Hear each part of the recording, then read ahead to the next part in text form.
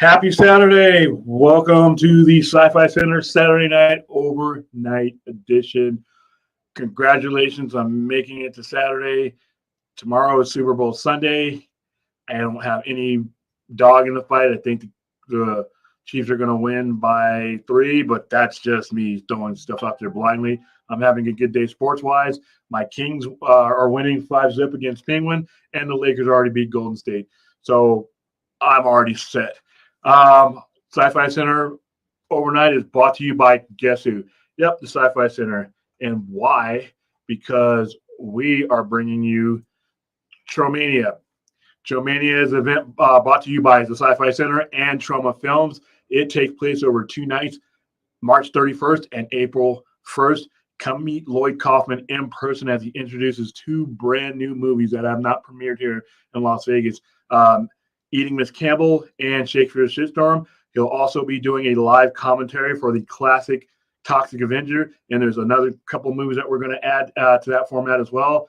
2 days, come spend the weekend with me, come spend the weekend with Lloyd. Also, we'll be, over the next couple of weeks, we will be opening up entries for people who have horror or horror comedy shorts, and those that we pick will air in between the 2 Trauma movies, and they will have Lloyd Kaufman introducing your movie on the screen that he's standing in front of. So if you're in Vegas for that period of time, tickets will go on sale tomorrow morning. You'll be able to head to scificenter.com/trauma, and you'll be able to buy tickets there and get all the information you need. Also brought to you by is Impact Wrestling's No Surrender. Takes place on Friday, February 24th, and there are 2 TV tapings that follow that. Fallout, which is Saturday, February 25th, and Sunday, February 26th, and we will be giving tickets out to these live events. So if you guys are in the Vegas area, if you're in the tri-state area, and you would like to attend, I will be doing some giveaways on those. We're going to be doing a lot of giveaways in the next couple of months. The movie season has started. I'm going to be doing a Pooh Blood and Honey giveaway. The Fathom event nationwide is happening this Wednesday, February 5th, and I may just be sending some of you guys to that. I know I'm going to be taking some locals here to Vegas because I got my tickets already. So that is one of the reasons why I will not be seeing an advanced screening of Ant-Man Quantumania, because the advanced screening for that is on Wednesday. And once again, I got to go see Pooh Blood and Honey. I've been waiting too long. I'm working on trying to get an interview with those guys. But like I said, not only are they very busy, but they are in a different complete time zone. I think it's like 8 or 10 hours ahead of us. So right now it's like maybe, I think it's like 6 a.m. in the morning. So it's a long shot, but we'll get it done, hopefully. All right, let me go ahead and bring in Thade, who is at the moment not looking like a truck driver. Thank you. I've been working on it. I've also, if you notice, I changed the angle and pitch. I'm a little bit further away. I have an additional light because Fourth 1000 was making fun of me all last night, so I added another light so you can see me a little bit better. Also, it helps. I'm so used to wearing my hat during these streams that really darkens right there. So I've decided not to wear the hat during the stream, even though it just feels weird not having it on. That's the army in me. But yeah, this really relatively chill news week. I mean, I think the next following week is how you doing, Jeff? I think the next following week is going to have a lot of fun. We have the Flash trailer tomorrow, or whatever the hell it is, at the beginning of the Super Bowl tomorrow. So everybody can pretty much lose their lunch over that and misinterpret that for the rest of the day. Other than that, everything who's going to be relaxing. How you doing, Darth? How are you doing, Thade? Well, I'm here. Okay, that covers a lot of ground. All right, so let's get to. Let me say hi to the chat. I mean, I know I turned this over to Stella, but I want to make sure there's nobody in there that's saying anything directly to me. And yeah, how you doing, Jay Sinise? Am I saying your name right? I just say Sinise or Sinise. Am I saying that right, guys? If I'm butchering your name, please let me know, because I'll just continue to butcher it. It's really weird when you're looking at a name on a screen and you haven't heard that name spoken by the person who it belongs to.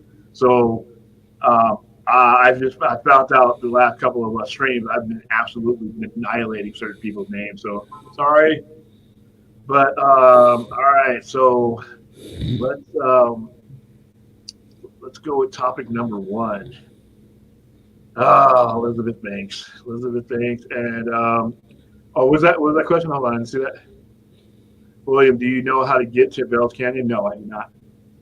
First of all, it's canyon, which means outdoors. I am city folk. I don't do outdoors. The only camping trips I've ever went on were when Uncle Sam sent me on the armed ones. Uh, oh, come on now. What's that? Hey, what are you trying to say? Well, I did not look like Blackenstein. No, we're black. That's about it. Hell, have you even seen Blackenstein, dude? Anyway, all right. So, thank you, Stella.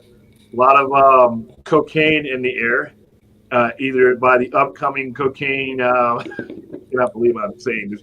Cocaine Bear, which gets released at the end of the month, and apparently Elizabeth Banks has lost her mind and is, I guess, there was a news story about a shark getting a hold of some cocaine in the ocean, and I guess now it's trending. I'm like, holy cow, dude! What's next? What's next? We live in a world right now where that's not ridiculous. That's not the most ridiculous thing that you'll hear today. Here we go. I cannot believe I'm going to read this without laughing. All right, Elizabeth Banks said she'd be interested in making cocaine shark jaws with cocaine. Of course she would. All right, am I sharing this? Yes, I am. It never ceases to amaze me how insane this woman becomes. I mean, we're talking about the lady who was involved with Seth Rogen and Zach and Miri make a porno. Making a porn. She's hilarious, though. I love the fact that she's not the typical hot chick that just says, you know what, I'm going to do glamour roles. She'll get down here with the nerds. She'll get down in the shit with us. Yeah. All right, Elizabeth Banks is opening to creating a wider cinematic universe of animals on drugs. Okay, I'm going to repeat that because that bears repeating. Elizabeth Banks is open to creating a wider cinematic universe of animals on drugs. Let that begin for as long as you need to. I'm in. All right, I'll buy the T-shirts. I'll buy the action figures. Just like Pooh Blood and Honey didn't have to do very much to drive me in. This first line tells you everything you need to know about life. Ahead of the release of Banks' new movie Cocaine Bear, the phrase cocaine shark became trending on social media Wednesday after the New Zealand police reported they recovered more than 3 tons of 3 tons of cocaine floating in the Pacific Ocean, per Associated Press and the Daily Beast. Social media users relating the story to the real-life tale of a cocaine bear and the upcoming film starring the late Ray Liotta, rest in peace, resulted in AMC users conducting a poll on Twitter. The poll asked fans to choose between a cocaine bear and a cocaine shark, which the bear won by a landslide. While speaking with people on Wednesday, Banks, 48, wow, she's hot at 48. She's the same age as I look like a sleaze sack and look at her. Says she was aware of the news out of New Zealand and the online clamoring for a cocaine shark follow-up movie. I've seen it. If there's a great story, then sure. Well, how the hell is there a great story floating around in that? Is it so cinematic? Oh, the shark on its lonely quest across the ocean and with no meaning, no life. It's all alone, and all of a sudden, bam, it hit him. A pound of cocaine. And then everything turns from there. What's your say? Is he going to direct? Oh, my goodness. Banks tells people when asked if she would do another project in animal cocaine. Okay. So that's Banks also tells people that she definitely didn't shy away from making cocaine bait and making a gory and gnarly experience. The trailers alone prove that. In my initial presentation, I brought to the table a lot of really gruesome real life photography. Oh, wow. I needed to be at this meeting. People who have been, holy shit, this woman's more like me. Okay, photography of people who have had limbs ripped off and things like that, and the giant gashes of bites. The director said, pitching the movie, it all just felt, and I just said, I want to do this. I want to do the Revenant. Okay. All right, Cocaine Bear previously made headlines when the trailer first released in November for its outrageous subject matter. No shit. loosely, very loosely, because that bear died, disappointingly, loosely inspired by a real-life incident in which the remains of a black bear were found near a ripped-up shipment of cocaine that a smuggler had dropped out of the plane in a duffel bag, according to the Associated Press article from December 22nd, 1985. Every time we talked about the bear, it was like, it's got to be The Revenant. Yeah, it's referring to 2015's Leonardo DiCaprio movie, The Revenant. The first couple of kills, wow. That's when you know you're going down the right road. When the first couple of kills, you know you have multiple upon multiple kills. All right, so the first couple of kills have to be in that gnarly, so you understand that everyone should be afraid of the bear. That was a big part of it for me. I love this woman.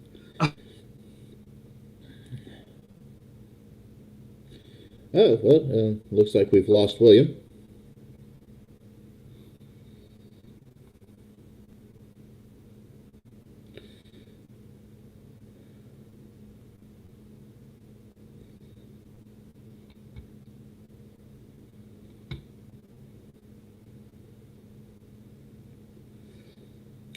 Seems we were having some technical difficulties. Give us just a moment.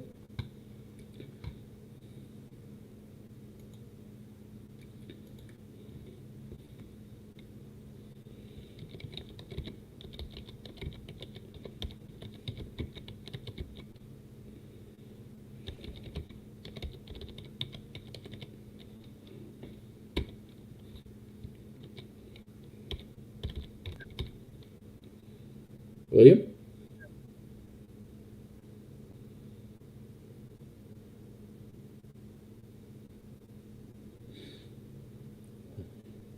William?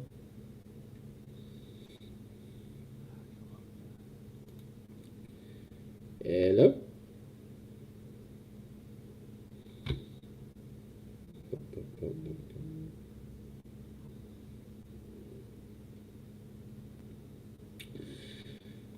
Well,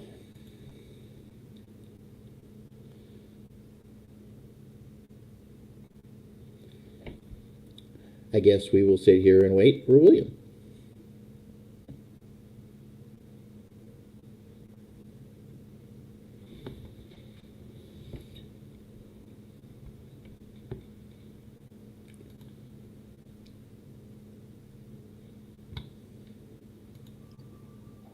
There you go. Yeah. Well, like I said, it looks like William's having technical difficulties. So Yes. give us just a little bit. We'll get the main man back on the screen. Yeah, I'll just keep you company till then. Yeah, it's like where we need one of those. Let's go out to the lobby. Let's go out to the lobby.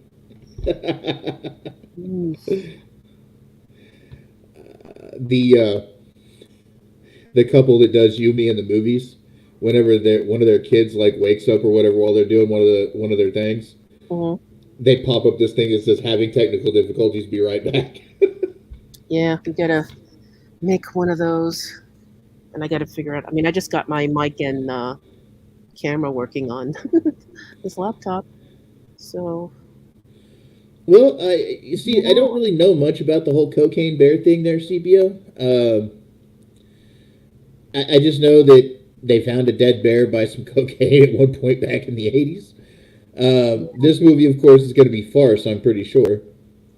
Yeah, I heard it was Ray Liotta's last movie, so that's why I want to see it. All right.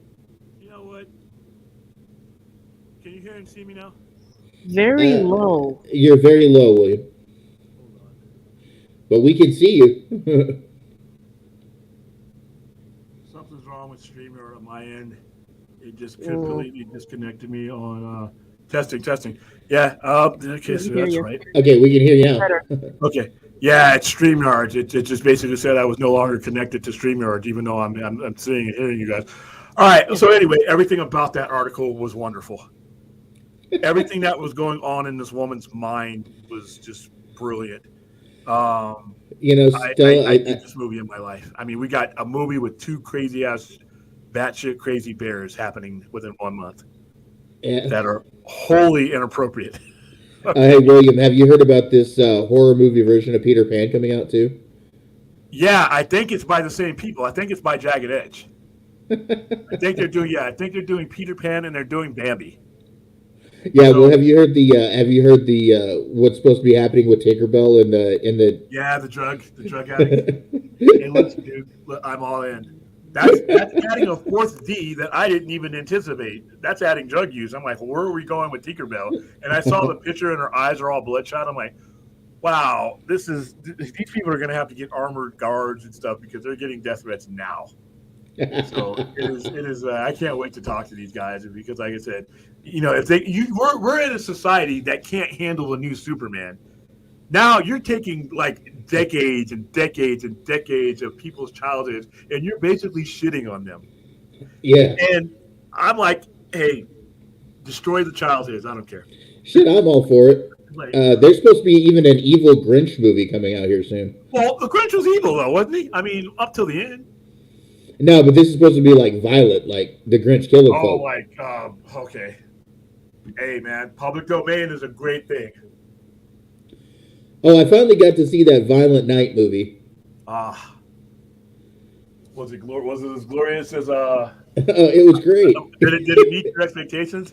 Oh yeah, it was great. Like that last kill, the last villain kill, it was like that one was like, dude, I wasn't thinking about you going that way, but that's the kills in that movie and just the sheer level of nonstop. Once the violence starts in Violent Night, it doesn't stop. Oh, by the way, I actually happened back upon the remake of RoboCop the other day. I hadn't seen it since it came out back in 2014, but I rewatched it the other day. And it doesn't stand up to the original movie, but it ain't bad for what it is. It's not a bad cyborg movie. It's just not a good RoboCop movie. No. See, some of these movies that they remake are good movies. They're decent movies. But when you start putting the banner of whatever they're trying to replace, that's when the comparison, they can't live up to that. Because you're not just living up to a good movie. You're living up to a legacy. And a lot of times you just can't do it. By design, it's just tough. So, all right. So, what do you think about Elizabeth Banks and her question of violence? She's crazy, man. She's crazy. Like I said, I just by reading that article, my amount of respect for her because, like I said, she's generally in movies I don't go see. Like I'm not going to go see what's the movie where she's having a baby. There's a movie where she's having a baby, and I'm like, and they're in the labor room and something. It's a comedy. Zach and Mary go see it.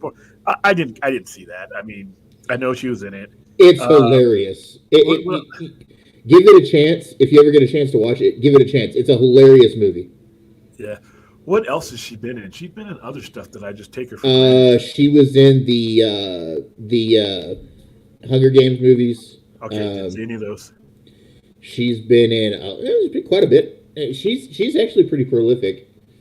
What's up, Larry? How you doing, buddy? Is that Larry Kurkowski? Elizabeth Banks. Kwartwitz. Gunslinger. Let's see.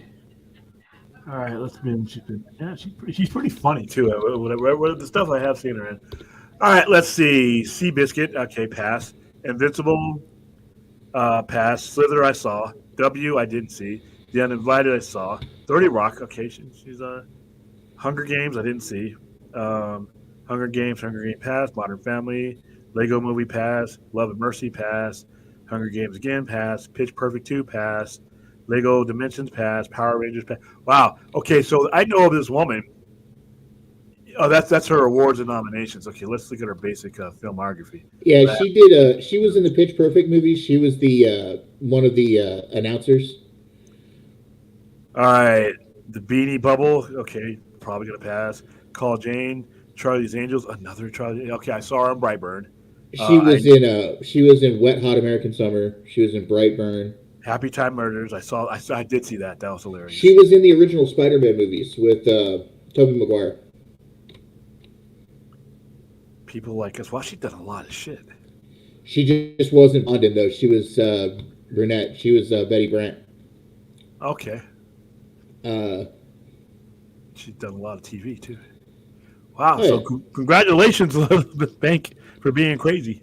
Well, like I said, like she's been prolific. I mean, like she's got a lot of stuff out there. Yeah, me and Clint are going to see Cocaine Bear. We're going to see. I'm not cooking dinner. We're going to see Pooh Blood and Honey on Wednesday, and I don't know if that movie can. Like you said, I don't know if I can be disappointed. I can't see a situation where I'm walking out of Pooh Blood and Honey not as happy as I was when I went to go see The Godfather on the big screen for the first time. All right, it appears to have everything I need ever wanted from a movie theater or from a movie. I mean, childhood's being destroyed. It's a slasher for sure. What's beyond the slasher? It's distorting. It's taking what made people warm and fuzzy about these little make believe characters and giving them nightmares. It's replacing childhood attachment with nightmares, and that is what Jagged Edge is. That is their mission. That is their mission to just tear up your childhood and spit it out. All right, question: What are you most looking forward to seeing in the Flash trailer tomorrow? The Flash. I've been hearing so much about the Batman that are going to be in it, and granted, I love Batman like anybody else, but if I want that much Batman, I'll go see a Batman movie. So I'm really looking forward to seeing how much of this movie is the Flash. According to Andy Muschietti and Barbara Muschietti, it is a Flash movie. Those characters are in it, but he is the star. So any of these guys that are saying, well, they're going to market around it, I'm like, good luck, you guys. You're marketing around the star in the title character.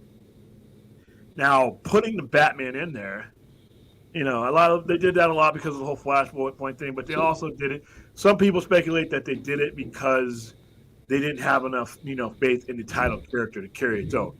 Now, there may be something to that, because here's how this works in DC. For let's count, 80 years, the Trinity is the engine. Even though you have characters like the Green Lantern and Aquaman and the Flash, the consistent go-to, and I know Aquaman made $1 billion, but it was propelled by what? Justice League, BBS, his appearances there, even the shitty Justice League movie. The general public and all the MILFs that went to see that movie, they didn't care about the fact that Zack Snyder. The MILFs saw Jason Momoa without his shirt on, and they went to go see it. If you don't cast a MILF magnet in Jason Momoa, Aquaman doesn't draw $1 billion, people. All right, look at the demographic breakdown of who went to go see that movie. It's the women. It's women with their husband. They look at their husband, and their husbands look like me. Their husbands look like me. So for an hour and a half or 2 hours, they can go. They can be drawn like steel to that MILF magnet, and they can fantasize that Jason Momoa. They're leaving that theater with Jason Momoa. Because if you cast somebody that looks like me or just any other random blue-eyed, blue-haired, just non-MILF magnet, Aquaman makes about $400 million at best. But guess what? That's fine. But they didn't have, if it's true that they didn't have enough faith in the Flash to be able to carry a movie in the ways that, traditionally, that's a valid concern. There's a reason why they call it the Trinity. All right. Batman, Superman, Wonder Woman. That's the Trinity. If you look at Man of Steel, I mean, they carried those movies. And Batman versus Superman, look at to show you how they prioritize the Trinity. They couldn't wait to get them all three in the second movie that they ever did. So, and the Flash was in there in the cameo, but like I said, that's a valid concern. I think they may have overdone it, though, because there's like multiple Batman and goofy-ass rumors about multiple more. Just make a Batman movie. So, Kings are up 6-0. Wow, they're destroying the Penguins. Woohoo! But yeah, just make a Batman movie. But then again, all we've heard are rumors about this movie. We've heard that the screeners have been great, and everybody's like, it's the best movie ever made. But all the marketing is around Batman. So is this going to be a letdown for people? Thank you. Is this going to be a letdown when people go see this movie and these guys are in it, but they're not, they're not in it as much as the promo suggests? I mean, I saw one poster where there's two different bats and the Flash is running through them. And as far as like not wanting to market around Ezra Miller, that's too bad. If you can't market around the star. Every time I've seen them try to, you can't hide your star. All right. You can't distract away from your star. You made the decision to go forward with them, go forward with them. All right. You put them up on Jimmy Fallon or any of these other talk shows. You don't have to put them in front of a press conference if you don't want to. But he should be on Fallon. He should be on Kimmel. He should be on all the one-on-one shows, because those shows are, when you get on those shows, there's questions you're not even allowed to ask. So if you don't want to talk about that, you don't have to.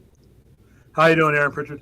So this is I'm most likely looking forward to seeing the Flash. What? Hold on, keep that question up there for a while until I'm going to be able to answer the Flash question. What are you most looking? No, keep that one up there, Estelle. What are you looking for most from the Flash trailer tomorrow, State? Like you said, I'm looking for more Flash. I heard there's some snafu about them not showing his face on the poster. Yeah, that's a teaser poster, by the way. Yeah, I'm hoping to hear something that drags me into this movie, and I haven't heard a whole lot. I've heard the controversy over the Batman thing. I've seen James Gunn say no to that. Yeah, about the George Clooney thing. People come up with some strange stuff. So. Well, that specific person comes up with some strange stuff. Let me just say that. As soon as I saw it, when I see stuff on Twitter, it's time for me to click off of Twitter. Twitter to me, the only reason I even use Twitter for the most part is to spread some news about my stuff and then to contact you guys. But all right, so I'm going to answer this question from the number guy here. What's your top 5 favorite current wrestlers of any of the wrestling companies? All right, so I'm going to start with I think is the best wrestler in the world right now, and that's Will Ospreay. Right behind him, I'm going to go with Jay White. Top 5. I want to say Roman Reigns, but I just don't think that the company's put him in a position where I could really care about what happens there. Top 5, Kenny Omega. In fact, those 3 are interchangeable.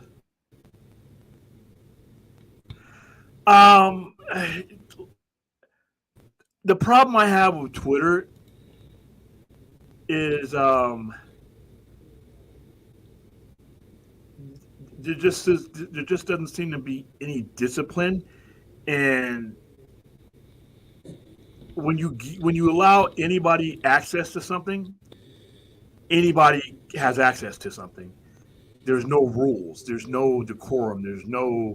There's no filtering as far as the information goes, and it just seems like a free for all with no structure for me. And I've been on Twitter since 2008, 2009, for a while, and I've had an account.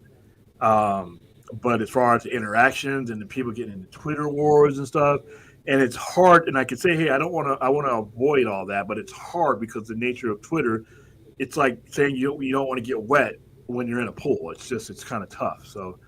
All right, so Kenny Omega, Will Ospreay, Jay White. I can't. It's hard for me to think of a 5 that. I mean, Okada, Kakichi Okada. So that's 4. Cody Rhodes. Cody Rhodes is a total package as far as that goes. So, I know, Thade, you don't watch wrestling a lot, so I'm not going to even ask you about that one. Or do you have? Yeah, but I do have a couple. I like the Usos. I like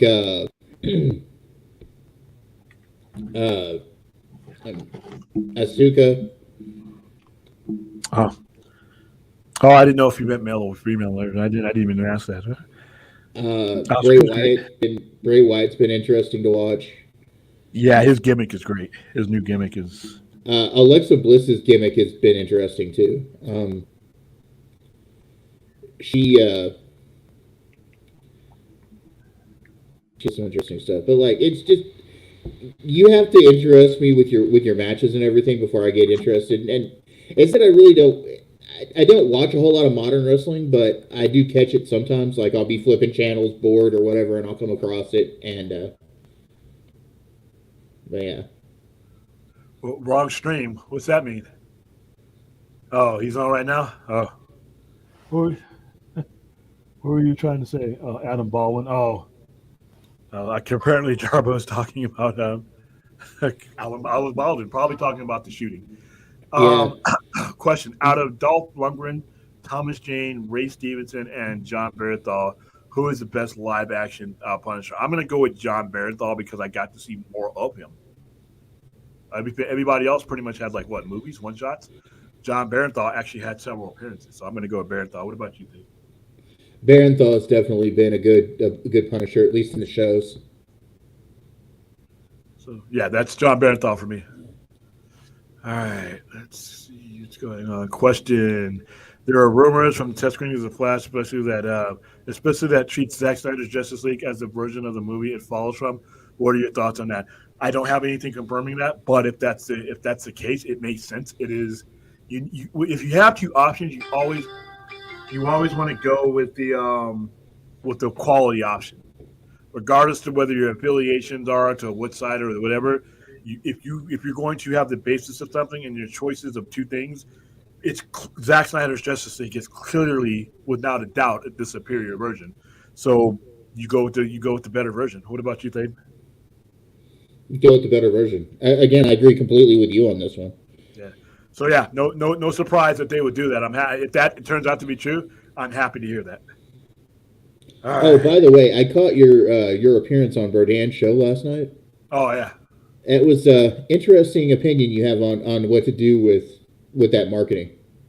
Yeah, and I've been saying it on our stream a lot, but I'm actually going to go get a 3D printer, and we're going to go do this. And because I'm gonna make these things, and they're not going to look as good as they will if they were to be mass produced. But I'm going to, so that people can have a physical manifestation of what I'm talking about and how you should market this. And when you want something, and if you're in a fandom and you want something, executives don't care about fanboy logic; they care about money. So, if you're going to tell somebody that something can happen or can't happen, keep your fanboy logic out of it. All right. The board of directors does not give a rat's ass about your fanboy feelings or if you're tired of the Snyderverse or if you love the Snyderverse. They don't care. They care about money. So if you want something brought back on the table, you have to speak in the language that they speak in, and that's cash. So if you look at what we said of Bourdain's thing, it's literally a pathway to money. That's when you get their ears perked up. And in the path I laid out, they can make a lot of money over and over and over again. And it solves two problems. It finishes their story so that your brand new customer can see a complete story, and it would help promote their new thing coming in. Because I explicitly laid out a pattern and how exactly what you would do. It would be perfect. Did I miss? Okay, cool. What was that last one? Really, we have get inside and people respect your opinion. It's just you got to reach more people in the community and get in front of their newsfeed. I understand what you're saying, Ryan, but listen.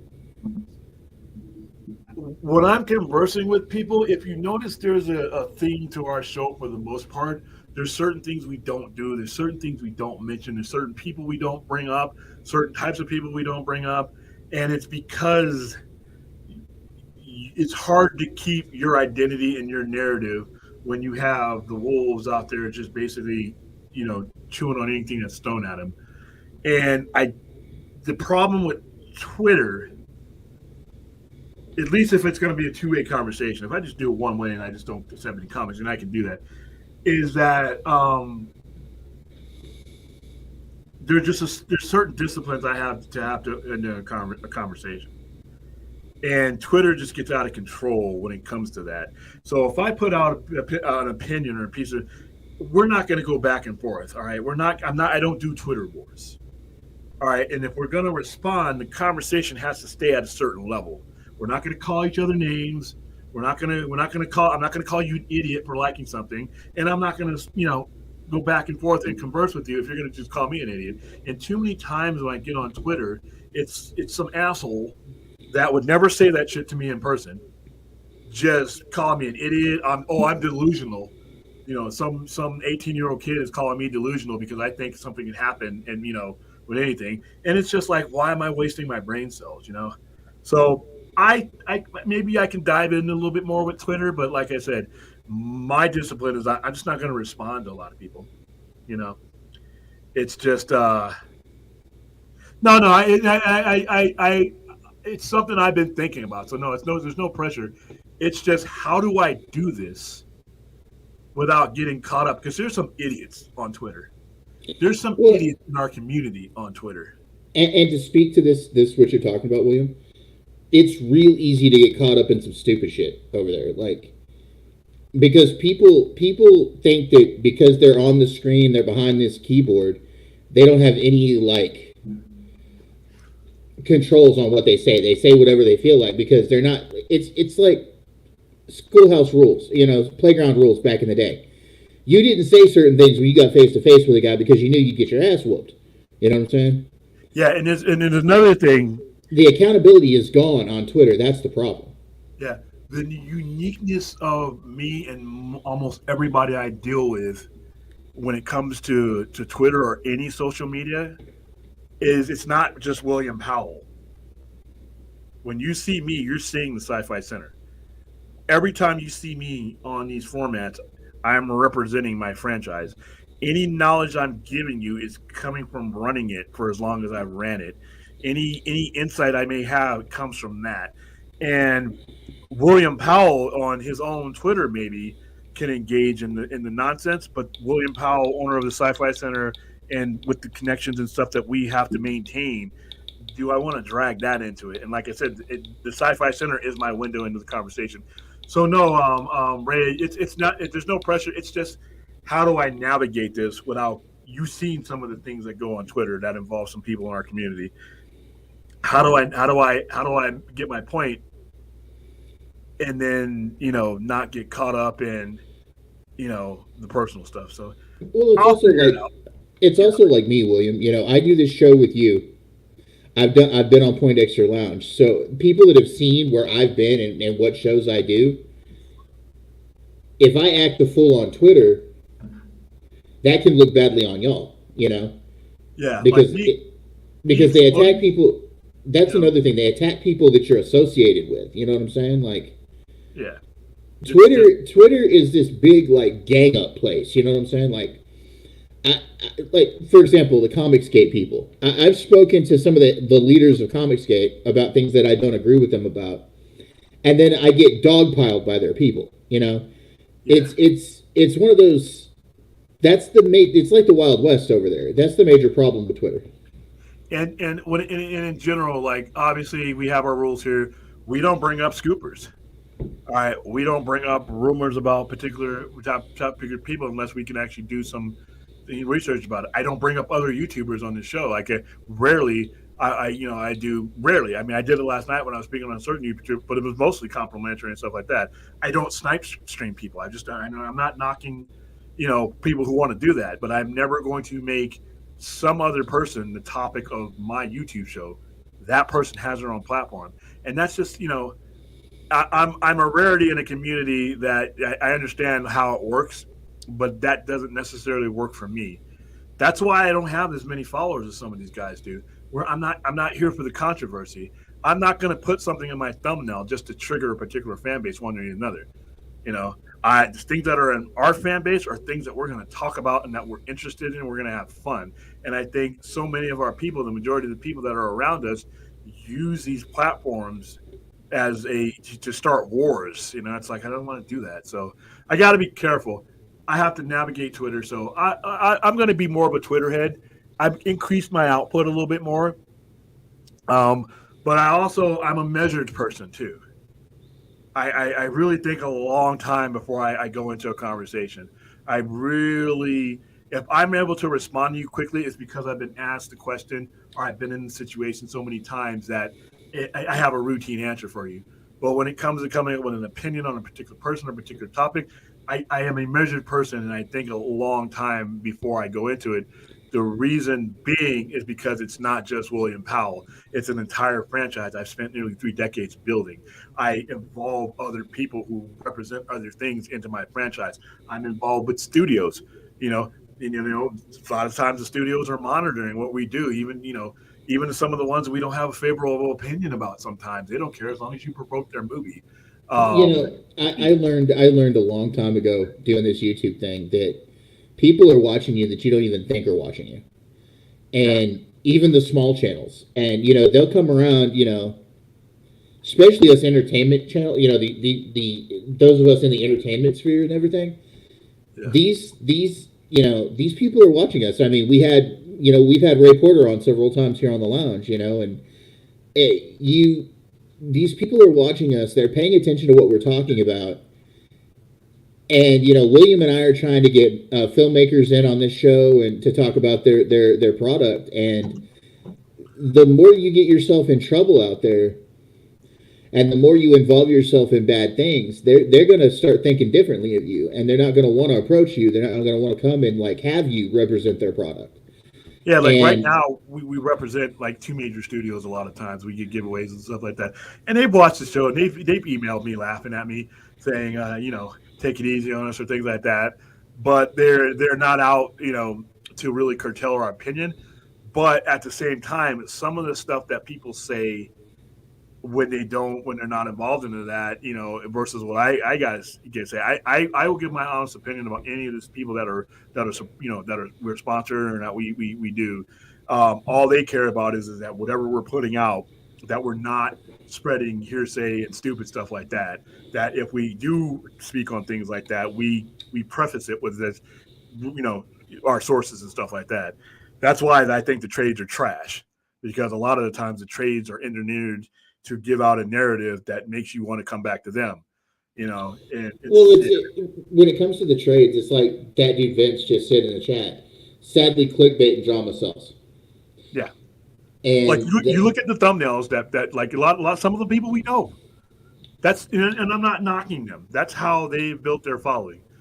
I've just decided that's not how. If I put somebody, I will never, ever, ever put another YouTuber in my thumbnails. That's just something I'm not going to do. If someone does that, that's not wrong the wrong way. It's just that my way. I'm not going to do that. All right. That's just how, I got standards that make me weird, and that's fine. But I'm going to do my YouTube thing the same way I've ran the business, and it's so far so good, I do think there's a lot of us who just want to have respectful discussions more than we give credit to. Yeah, and one of the things about Twitter is the tone. So say if we're having a conversation, a lot of times when it's just words on a screen and you can't hear the tone of my voice, you don't know how serious or how jokingly it might be, it could be taken a little bit out of hand. That's why I like talking to people either, obviously on the phone or in a chat, or having the situation where at least one of us is talking live. So that it's just not words on the screen. Because a lot of times we start injecting our emotions into those words on the screen, and it gets out of hand. So, but it's just it's like a minefield. I know I have to be in it in order to project what I'm trying to do, but there's certain things that I'm just not going to do. Like I said, we're not going to get into the scoop game. I'm not gonna bash another YouTuber on my show.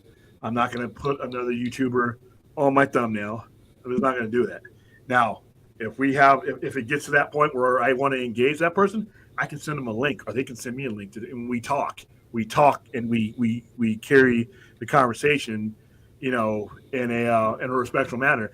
I have tried, I know I've gotten loud and crazy sometimes when it's just me on the screen. But if you notice, we've had people on our shows that we've had disagreement with, or I've been on a show, and I just I carry my part of the conversation in the best way I can. All right, JR Server, question. You've spoken very negatively of Crisis of Infinite Earth. I hate. I don't use the word hate very often because it's a powerful word. I hate what Crisis of Infinite Earth meant. Not the quality of it, because George Perez was a god as far as his artwork and everything else, but what it meant, why they did it. All right, negative Crisis of Infinite Earth before, but the CW version seemed to do the opposite of your criticisms. What are your thoughts on the CW Crisis? I thought it was trash. I'm sorry. it started out with so much potential, but then it wasn't even Crisis. So what Crisis ended up being, it was a I don't even know what the word is for it, but it's what DC did the last 36 years after they said, wow, this Crisis story was great. Wow, it sold really well. Look where we're at now. And then 4 years later, 5 years later, undoing Crisis until you had something that was not even sustainable. And then you zero out all this. So, no, I really, all the things that made Crisis special ended up being pointless. So I didn't enjoy it. But then again, listen, I am not a big fan of the CW. I applaud the fact that the CW tries to give you superheroes. I will never fault somebody for trying to be ambitious and do that. They were never given anything to work with. They're doing things that you cannot do low budget. The CW did the best they could with what they had, but they didn't have much, and they never pulled in a profit. So when you're doing the cave stuff, you have to go all in this era. Especially now later on in the CW, you're dealing with streaming shows that are high budget, and CW never pulls in a profit during their entire existence. So yeah, what they did with the Crisis, I thought it was ambitious what they did. I understood what they were doing. I didn't think it was executed well. All right. Yeah, guys, there's no reason to be rude to each other. We are talking superheroes, aliens, intoxicated bears, serial killer Pooh Bear. We're talking the most ridiculous shit. There's nothing I'm bringing up that should cause you guys to be going at each other. I don't think so. It's the total antithesis of what we're here for. We're here at the end of the week so that you can be crazy with us. Relax. Next one, and we'll jump into the. I just wanted to speak to this Crisis question as well. I understand the spirit of what Crisis on Infinite Earths did back in '86. It's because DC had taken in all those smaller companies and they had overbloated their Charleston, their stable, and I get what they were doing, but to since then have to have a Crisis every 10 years is a bit exhausting. I've been reading. I've been brushing back up on DC Comics here recently because I got that DC Comics Infinite app. Keep that one up there, Stella. Until go ahead and continue, Dave. And so I got that DC Universe Infinite app. And by the way, you didn't warn me that Dark Knights of Steel was not finished yet. I've got a bone to pick with you. Sorry. Go ahead.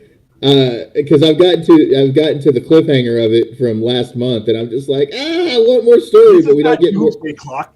At least it's not Doomsday Clock where it's going to take you 10 years to get to issue 12.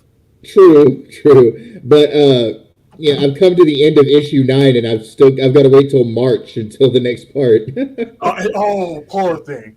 But here's the thing about Crisis. The problem I've always had with Crisis. Well, again, I was getting to that. Hold on just a second, Liam. Good. So, but what's getting me back into DC and giving me a love for DC, the comics again, is the Elseworld stories.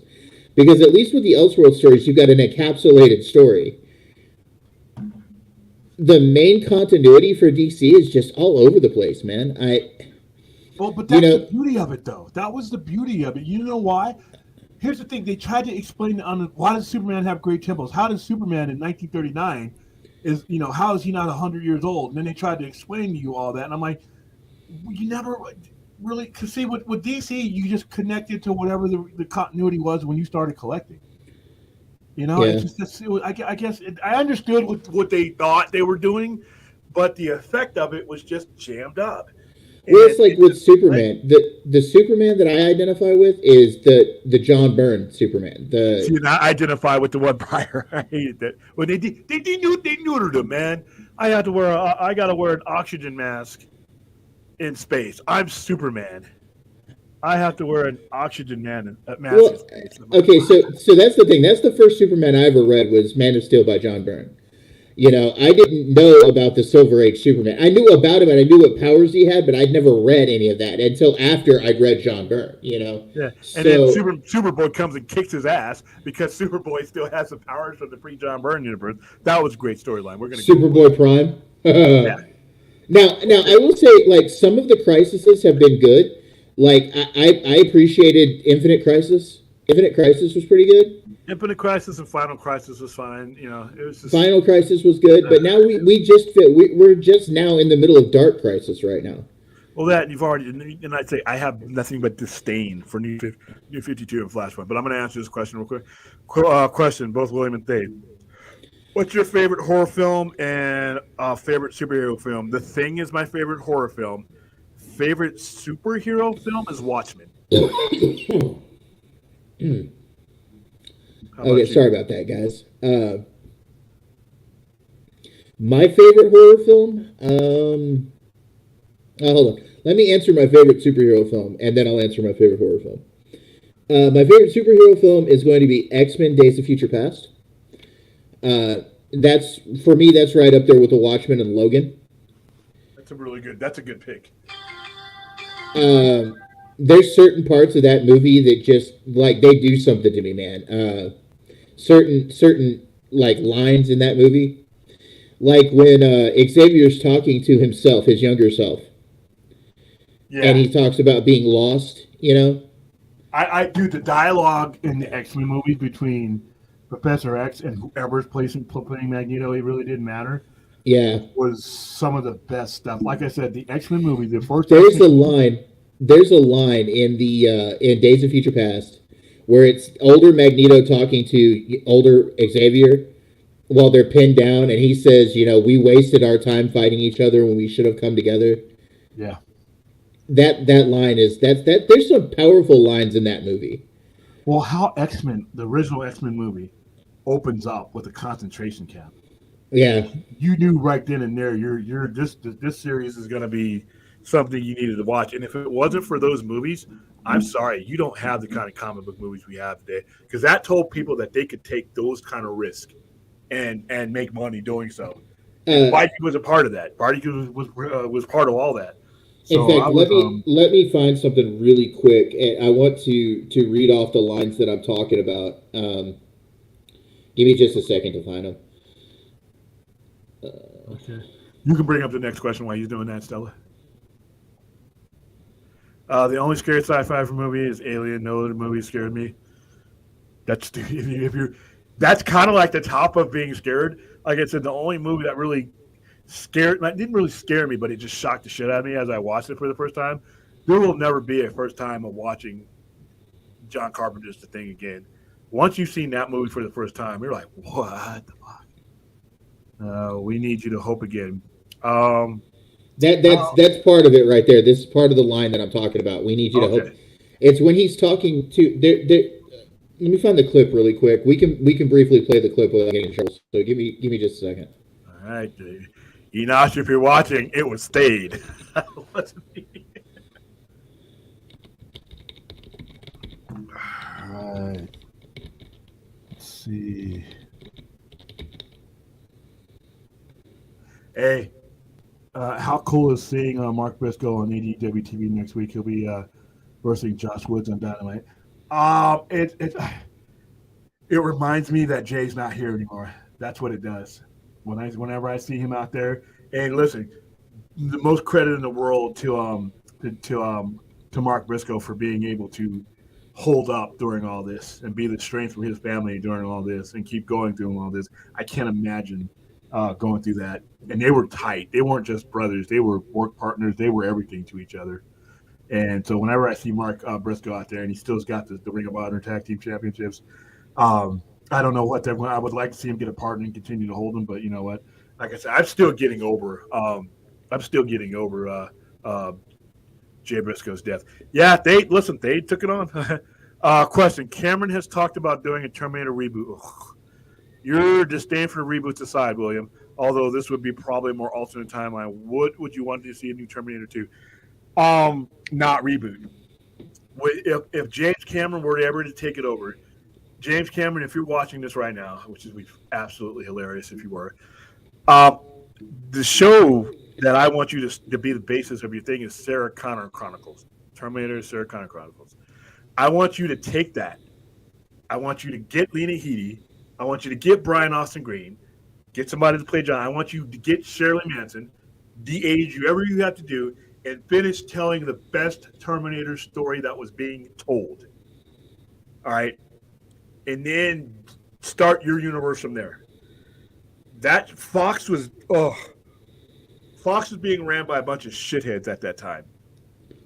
They had NASCAR, they had NFL, they had Major League Baseball. They didn't care about some of the kick-ass shows that other people in their organization get. That show was awesome. So I don't need to see another Terminator reboot. There's nothing more you can tell me, and there's no other ways you can tell me that story. The stories that you told were so good that there's nothing you can add to that unless you're just going to take the story into a different time, which they've already done, and they've done it miserably. Even if James Cameron could do it great, I just don't know if there's an environment for it right now. However, that storyline that they were telling during the Sarah Connor Chronicles was going to be the best narration of Terminator. So I would like to see him start there and then go from there and start his universe from there. Okay, so instead of finding the clip, because again, I don't want to get us taken down. The quotes I'm talking about is, Xavier tells his younger self, he says, just because someone stumbles and loses their path doesn't mean they're lost forever. Sometimes we all need a little help. And then later in that conversation, he says, it's not their pain you're afraid of, Charles, it's yours. And as frightening as it can be, that pain will make you stronger. If you allow yourself to feel it, embrace it. It will make you more powerful than you ever imagined. It's the greatest gift we have, to bear our pain without breaking. And it comes from the most human part of us, hope. We need you to hope again. Those lines are very, very powerful when it comes to that movie. Yeah. And when it comes to just life in general. And those are the best ones. Those are the best ones when they say shit like that and it can apply to everything. Those are the best ones. And to answer the question of my favorite horror movie, God, I've got a couple. The Thing, William said The Thing, that's actually really underrated. That movie went underrated for so long. Well, it bombed. Remember, it bombed in 1982. Yeah, that movie is so good. Now it's a cult classic. Aliens was good. The original Alien was good. I happen to like Event Horizon, but some people don't. I hate that. The movie's horrible, dude. The original Hellraiser was really good. Yep. And the first sequel was really good. See, I'm a huge horror fan, so limiting it to one single horror movie is kind of hard for me. It's a tough question to answer. Yeah, it's tough. There's been several older ones, but there's been several new ones that are really good. And part of horror for me is it isn't just the movies. Some of the TV shows are better than the movies. Here a couple years back, they did The Haunting of Hill House on Netflix, and that miniseries was freaking amazing. I guess it just comes down to your opinion. Yeah. Really. All right. Okay, Chloe William, and I'm not sure if somebody already asked you this. What do you thought about? I don't listen to Grace Randolph. I hear about what she says second and third hand because I got to the point where Grace Randolph to where it wasn't just her delivering the news. It was her delivering the news with her personal slant, which is she has every right to have that. But I just didn't figure I was getting – I have the same feeling about her as I do about the trades. If there's a narrative and an agenda for you just to keep me coming back to you, and instead of just giving me the straight up report, then I kind of drift away from you. But I didn't hear what she said about the DCU Batman. I mean I don't know. Go ahead and enlighten me. Did you hear about what she said, Dave? She's just talking about. She said that George Clooney was supposed to be in the end James Gunn's Batman and all that.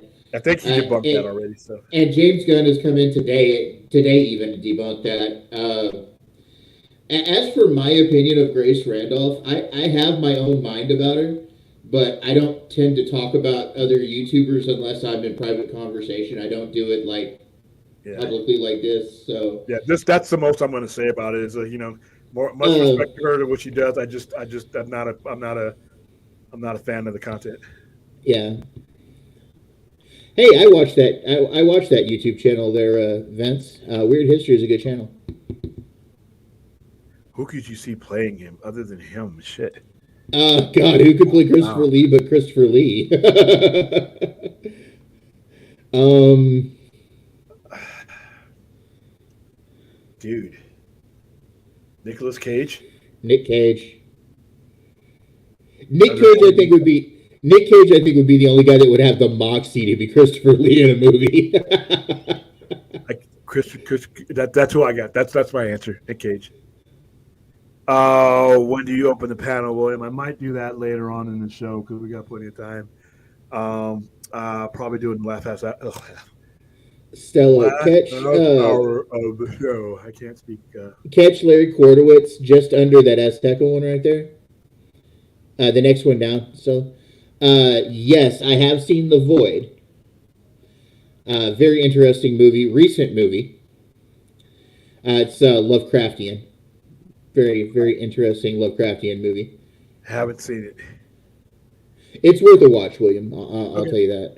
I got a list of people. People keep bringing stuff up in the chat that they need me to see, and I've been. It's very like At the Mountains of Madness, stuff like that. It's very Lovecraftian. All right, I'll give it a shot. No, that's what we're here for. Sorry to keep asking about the Flash, but what do you think about the rumor speculation Nick Cage super? Okay, I will answer this. Please, Lord, no. I never want to see that Superman take flight. Never want to see that Superman take flight.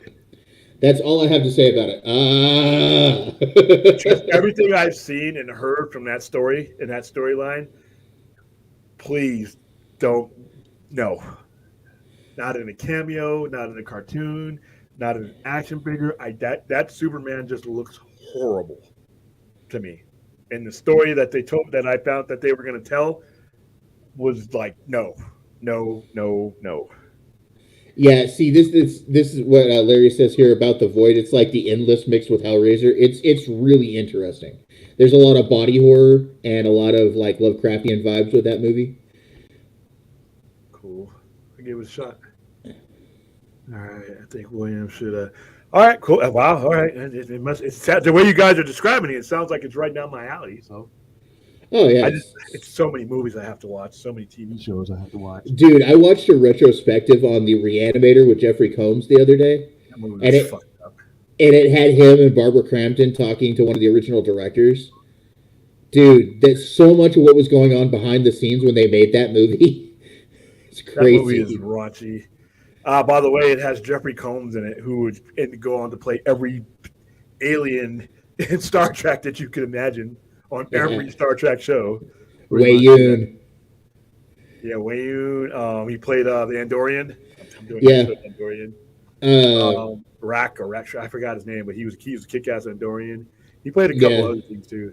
He also does the voice of the evil AI in Lower Decks. Okay. There's an evil AI. Across the board. Yeah, he's pretty cool. By the just way, wondering. Trek. Go back up to that question, hon. Go back up to that question. Okay, just wondering, why is WBD promoting the Flash more than Shazam? Because it's their linchpin. That's what's supposed to segue into the new DCU. That's pretty much it. That's their tool. And you know what? I don't mind that as long as they do it right. If they just do some abrupt shit, I think it's going to hurt them. If they give you a logical transition, I think it will help them. But yeah, Shazam. Listen, I'm not looking. I'm not. I think Shazam was going to be a good movie. I think Shazam's being sacrificed to the wolves. So, there you go. Next one on. Besides the Flash, is there any other trailers, TV spots you're looking forward to tomorrow?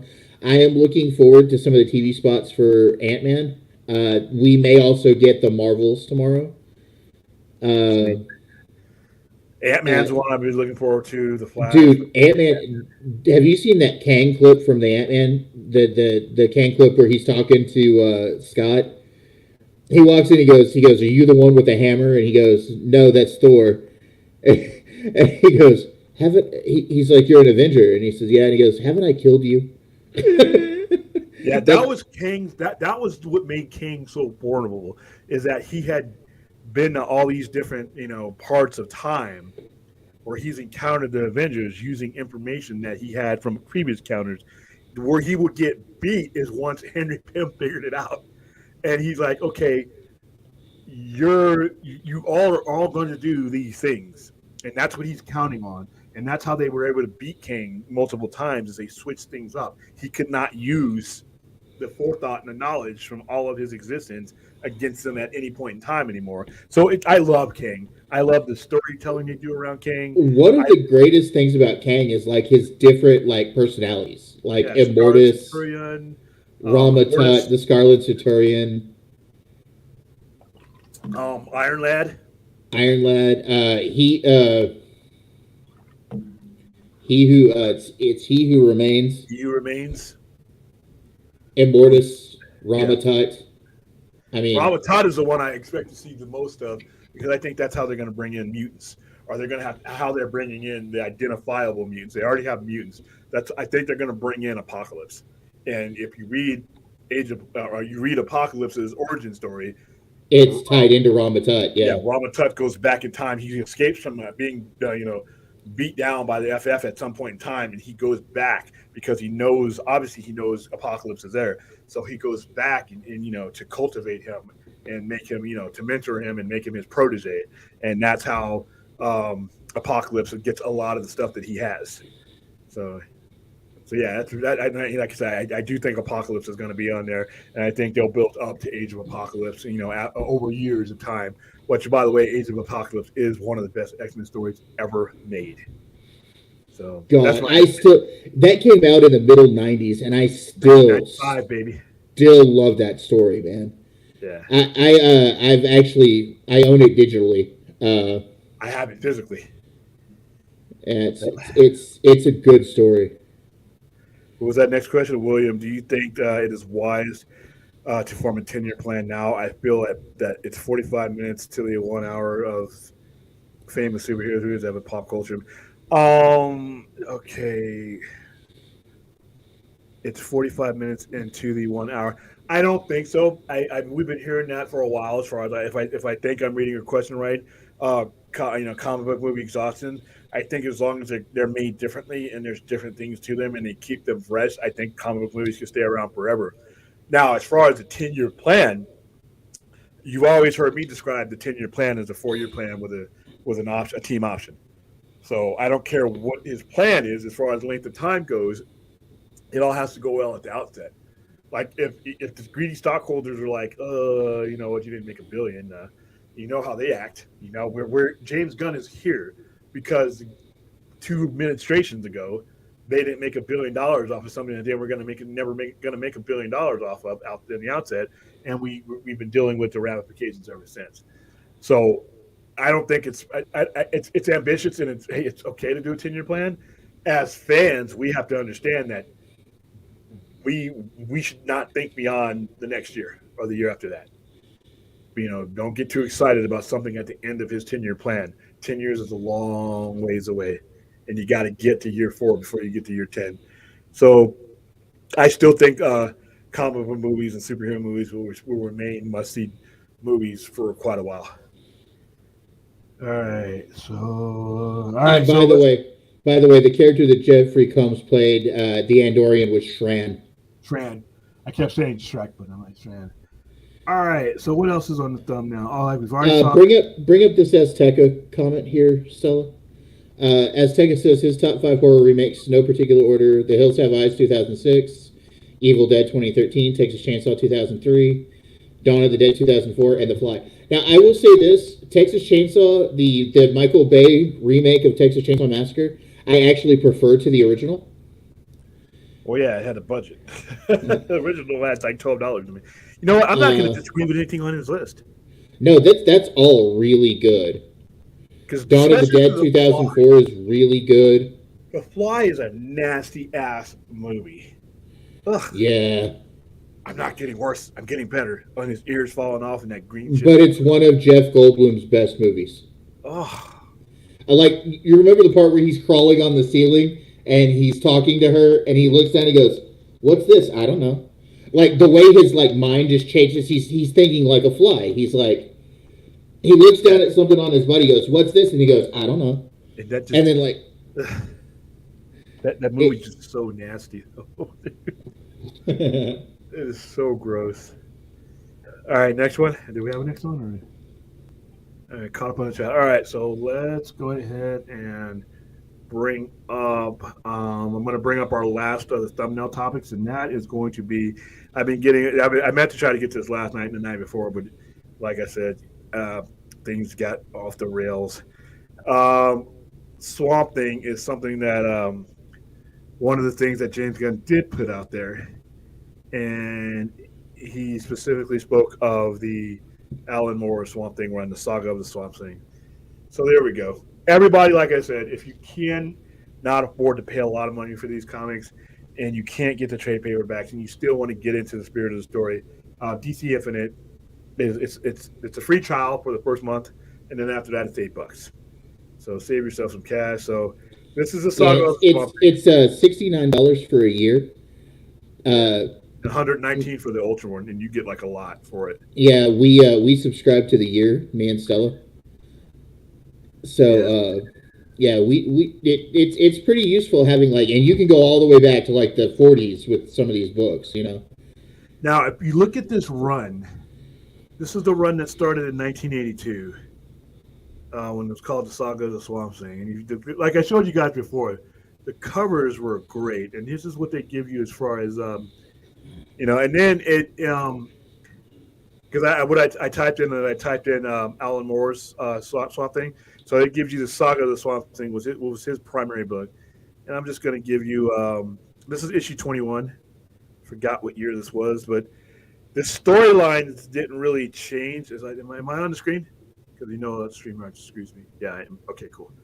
I just didn't want to do a bunch of talking and find out I'm not showing you guys anything.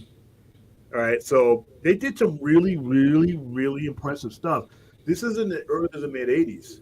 This is the kind of stuff that led to Vertigo, by the way. You see how the breakdowns are, that diagonal line coming down there, and then the title of the book is a dead body. I mean, that's the kind of stuff that they were, that they were experimenting with, and these type of breakdowns. This is something that DC most of all was doing more than anybody, and the way they were telling these stories. And obviously, dead bodies, autopsies. These are things that weren't happening in these standard superhero comic books.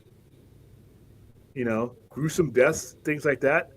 This is the kind of stuff you can kind of expect from James Gunn's adaptation. And then the way they would present the Swamp Thing, you see how he's just ingrained into the comic book. This is just beautiful stuff. So I implore you guys to go. Here's another, and the only other person that was doing this at the time with the artwork like this and the page flow. Come on, now let's show back up. Was Keith Giffen in Legion of Superheroes. But the imagery is almost like watching it. It's a hallucination. And there you go. There's this. You can get the collected editions. I love the way it gives you the artwork that's in there. And there you go. There's Alan Moore Swamp Things. I used to have these books, and they were leather-bound books too. And this is the Vertigo imprint. So everything that was Swamp Thing got ingrained in. So one thing that was an earlier one. That's where I think he's going to go. So if you guys are looking for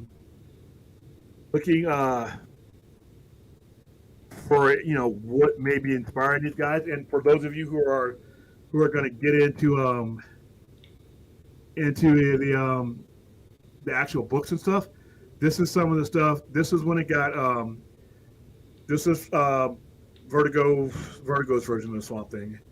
So a lot of it is the same, but it stays along the same spirit. But think now crossing up. This is where he starts crossing up with characters like Jonah Hex. See how the coloring is different? This is the way Vertigo did things.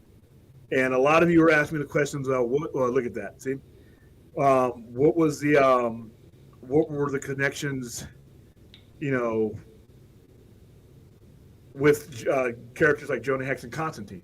This is how they did it when they merged the Vertigo imprint. They did it. Dude, to answer your question, guys, the first villain. Ooh, that's a tough one.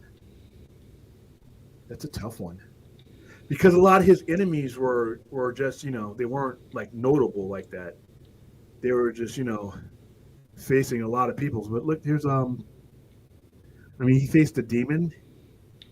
He faced, I mean, like I said, when you read Swamp Thing, don't just read Alan Moore because Annie Diggle did a lot of crazy stuff towards Virgo Run too. I don't know who he would face as an enemy. I don't know. Let's look at Swamp Thing. Swamp Thing's enemies. Well, you have guys like Anton Arcane. I think Arcane will probably. That's yeah. See, Vertigo of the Brightest Day, and then he's done a lot of things with that. But look at enemies. All right. Let's see, fictional character biography. So there's been different. I'm just trying to get to the enemy section and see if I can give myself a. Yeah, used to have an enemy section, but yeah, I guess Arcane would be the best one. With Swamp Thing's enemies, you don't really have to worry about adaptations because a lot of them have not been done. But yeah, when you go into the Vertigo stuff, and right now it's Black Label. So anything that was Vertigo was Black Label. But if you are looking to collect some stuff and pick up some stuff, like here's one, Love and Death. That's one of the great stories of that era.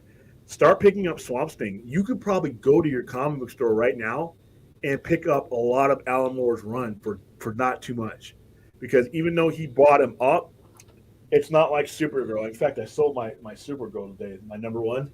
That I had when I posted about. I sold that today. But when you look at this run right here, this is the run you want to get into. When you see the covers that look like this, like that cover right there, this is issue 34. And the covers of the Swamp, look at that. I have this cover. I love this cover. Start picking up Swamp Thing if you want a good story and you want an investment that's still relatively cheap right now. Pick up Swamp Thing because a lot of people slept on Swamp Thing when it was published. So there you go. All right, and there's some questions in the chat. Go ahead and bring them back up, Stella. I'm ready to read them now. All right. Oh, are we? I thought I saw some come up. Oh, why is the Swamp Thing such a pacifist every time he shows up in DC animation? I don't know. I don't think he's much of a pacifist. If he would rather. I always read Swamp Thing as somebody who understood the consequences of the world that he lives in and the effects it might have on other people when they come into that world. The book wasn't written as being as a pacifist, but he understood. He knew full well what he was, what he could do, and the dangers that existed in his world. And he pushed everything away, and he avoided everybody until he couldn't. If you see how the early beginnings of the Swamp Thing, he would just rather not be involved until there was no way around it. Until so much of the universe ran through that damn swamp that he had to get involved. How you doing, Siplat? All right, there was another one here. Question: the topic of Swamp Thing. What are your thoughts on the '90s cartoon and the '90s live action show? The '90s live action. Okay, so I'll start with the show because you know how I feel about '90s animation. I thought that. Unfortunately, I don't think that was the time and place for that type of show, personally. But they did what they could. When it comes to '90s animation, the Swamp Thing is just another example. The Swamp Thing is not something you put. Their goal in '90s animation was to put it in front of kids. If you read the Swamp Thing, it ain't for kids. All right? Swamp Thing is the furthest thing you want to give you. Unless your kid is like a weirdo like me, who grew up with Dario Argento and slashers and everything else, unless your kid is a weirdo like me, Swamp Thing is not for kids. In fact, when you sold it on the shelf, it always said for mature readers, even to this day. So just imagine, and the edginess, the adult edginess of Swamp Thing is what made him special. So the '90s cartoon, anything '90s cartoon, my uniform answers to '90s DC animation and Marvel animation for that matter, I don't have a high opinion of it. So there you go. DC will get backlash if they do not have Constantine in it. People will want to see want Kiana or the TV version. They're not going to get either, in my opinion. It's really tough to tell a brand new guy with a brand new vision to use some other person's stuff. Um, a director, producer, a screenwriter, they're artists. They're not gonna. I mean, and I don't think. I think you would hurt whatever story he's telling by forcing him. That's why I understand about Superman. I understand about what he has to do. My only contention about that is he needs to wrap up these things before he starts a new one. But what if that Constantine doesn't fit with his? I think he's going to do Constantine. I have no doubt in my mind that if you're doing Swamp Thing, you're going to do that. You're going to do all these other ones eventually. But it's got to be. I highly doubt he's going to use a pre-existing one. All right, in the DC animated world, Swamp Thing, Constantine, Strachan, Deadman, are cursed. So they could have they could have had a good team up in a live movie. They could still have a team up in a live movie. You know, that's not too late for that. Why does Swamp Thing have such a hard on for the green? That's what he is. I mean, that's literally, you know. Can we just bow out our heads and appreciate Jessica Biel's fine self? I'm not over. Hey, her or Elizabeth Banks. To be honest with you. Hey, go back. Hey, fourth. Just be satisfied that she's being taken care of by Justin Timberlake. And if she ever dumps him, I'm pretty sure you and I, we're on her list. She's going to take up her phone. She's going to be like, "Wow, Justin, I'm done with him." Fourth, and it's going to have that avatar, which is the walrus thing, and she's going to be like, "Next." I wait till Peloton coverage the thing is. Yeah, it really isn't. It's more closer to the novella of Who Goes Here. He's 100% right. So yeah, I agree. That's all right. So I am going to go use the restroom. They keep them entertained, and when I come back, we're going to put the link in the chat, and I hope I don't regret it. But we're going to talk to some of our adoring public. All right. Alrighty. I'll be right back.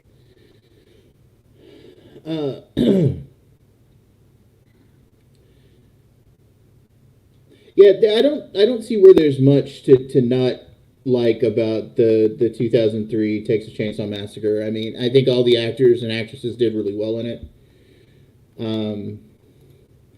I think it's just a really good movie.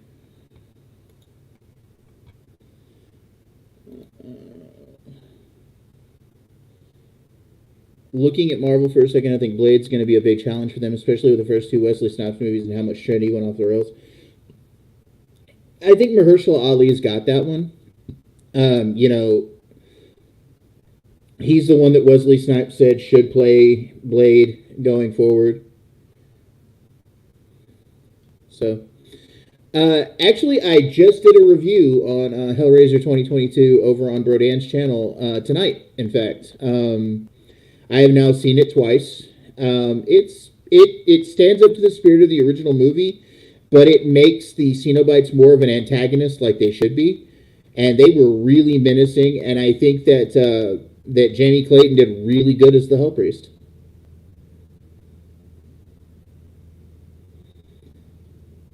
So yes, I enjoyed it. Oh, come on, Fort. That's just nasty. Poison Ivy soggy for the green. Yeah. But that's because she's like the princess of plants. Keep the questions coming, guys. That's what I'm here to do. Marvel, horror movies, whatever. If you guys have any like comic book questions, I've got those too, so.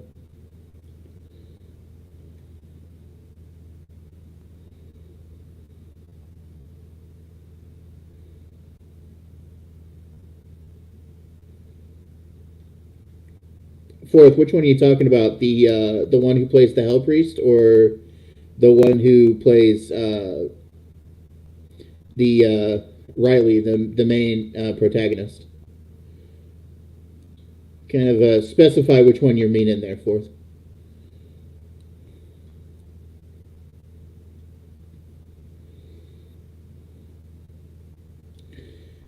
The one who plays the Hell Priest, Jamie Clayton, she has this thing she does with her voice as the Hell Priest. It's really, really cool. All right. How come remakes work in horror more than any other genre? Because it's horror.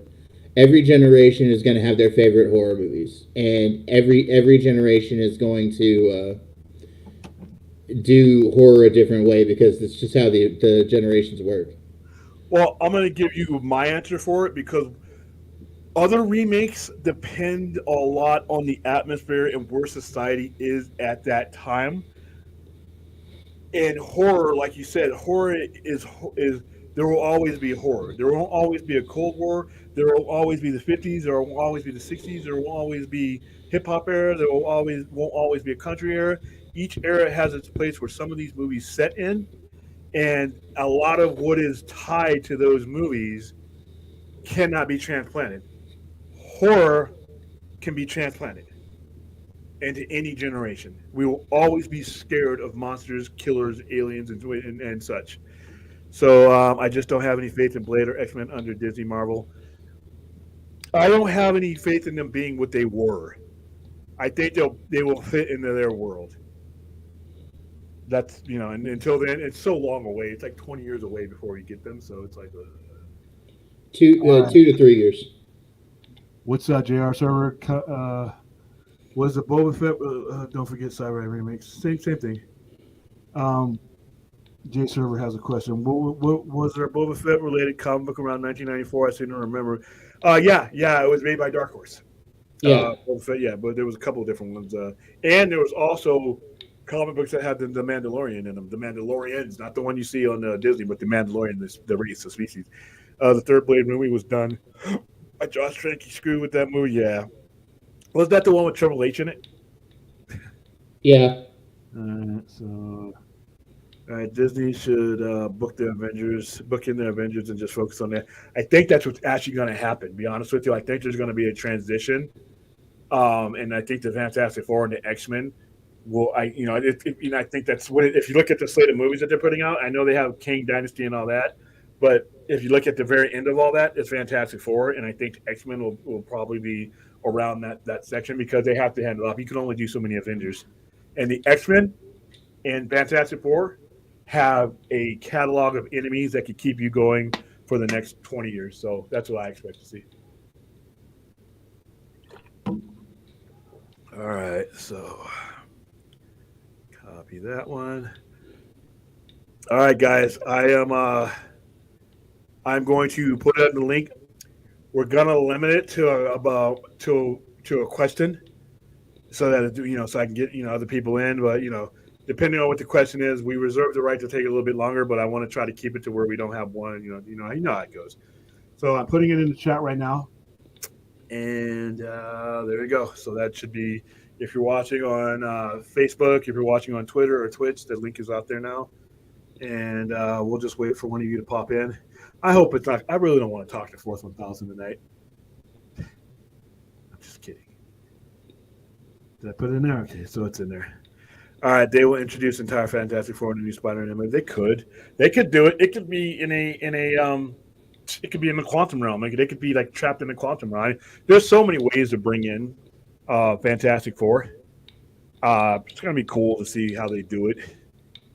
So I mean, I think Fantastic Four is one of those characters that I think they will do well with because they are a connecting character that does rely a lot on the things that are around them. Whereas like, okay, Spider-Man did not need all that shit that they put him in when he first came in. Fantastic Four is a perfect fit for a lot of the damn it. I was kind of hoping you didn't. I'm just kidding. But yeah, it's I think Fantastic Four is a lot easier to put in seamlessly, because like I said, whenever you read the comic books, everybody came to Reed Richards for advice and help you fix their science fiction stuff that they couldn't fix. Galactus, here comes Galactus, Devourer of Worlds. Obviously, Reed Richards would always find a way to fix it. He helped Spider-Man, lose the black costume when it was identified as a parasite. Reed Richards was the fix. He was literally the Swiss Army knife of Marvel back in the day when he was written right. Then he started getting, having his issues, and him and Sue got divorced, and they brought in a kid, and it's like he was just one of those characters. As long as you didn't complicate him, it was fine. But when they started weighing down the stories of the Fantastic Four, that's the problem I had. The best era of Fantastic Four was the Walt Simonson era. Walt Simonson era. Okay, despite some people did not like the Eternals, I think you're talking about the Eternals. I did because it gave us the Justice League feel to it. So I think the director could do Justice League. Chloe Zhao is an Academy Award winner. I think she's a high level person.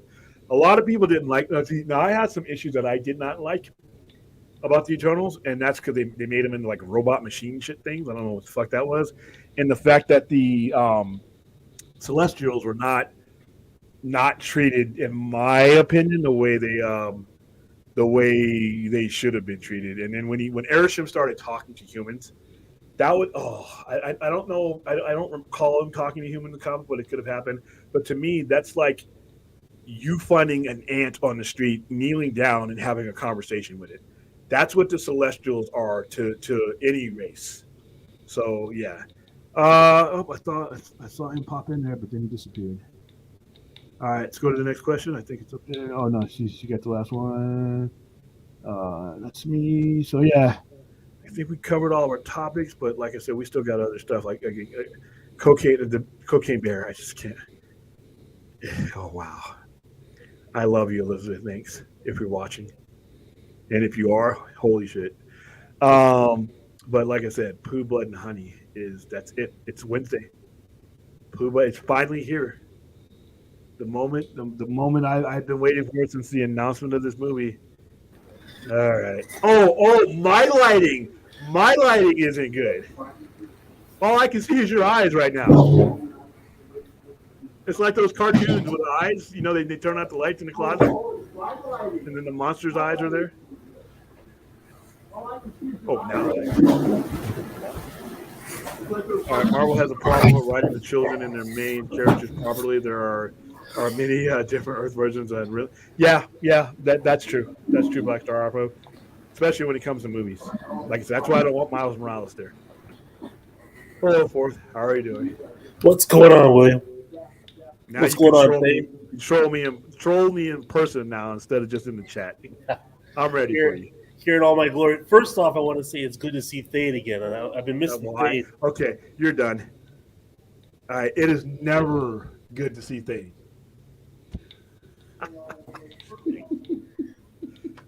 Is he still even there? Thane, are you there? All I hear is clicking. Yeah, I'm here. Did you turn into one of the Last of Us clickers? Yes. Oh, we didn't talk about that show, but I don't know how many people have. Some people, we're not going to because some people don't have HBO Max and they haven't seen it on HBO Pro. Did you catch the episode last night, William? Yeah, not my favorite episode, but still a really good episode. That just means the show's standards are so high right now.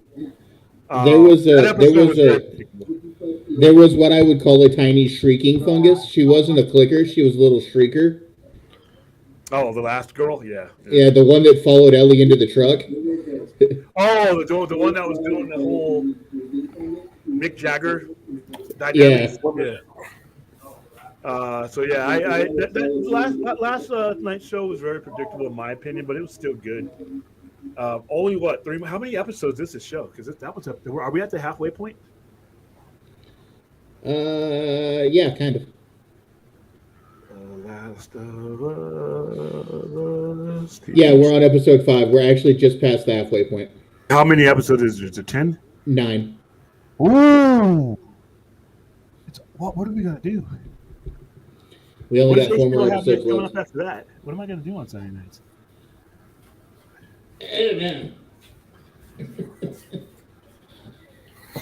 Oh well. All right. What do you got? What do you got for us? Fourth. I'm ready. I'm just trying to get my audio set up. My laptop audio is really low.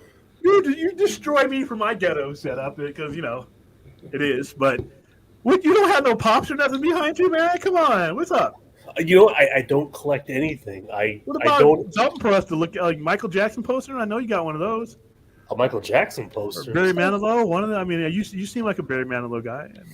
Maybe like Al Green, but it's like facing the other direction right now. I didn't expect you to go senior citizen on me, but all right, if you got Al Green, I mean, Wow. At least I got championship belts in my background. You can't see them. I mean, half the reason we were born was because of Al Green. What are you talking about? Or Barry White.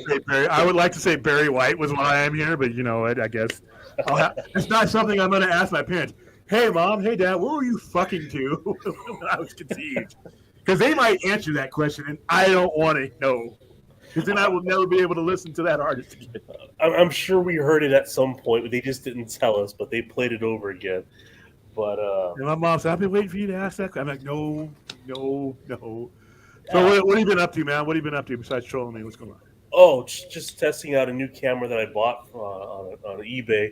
Took it out today and just went around the city and just recorded different things. But I mean, that's not that interesting.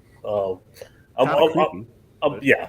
You know what? I mean, you would think it is creepy, but if you don't have like one of those little small cameras that like the creepers would actually buy, but you have like a large, like kind of like imposing camera, like here's my camera that I bought. Okay.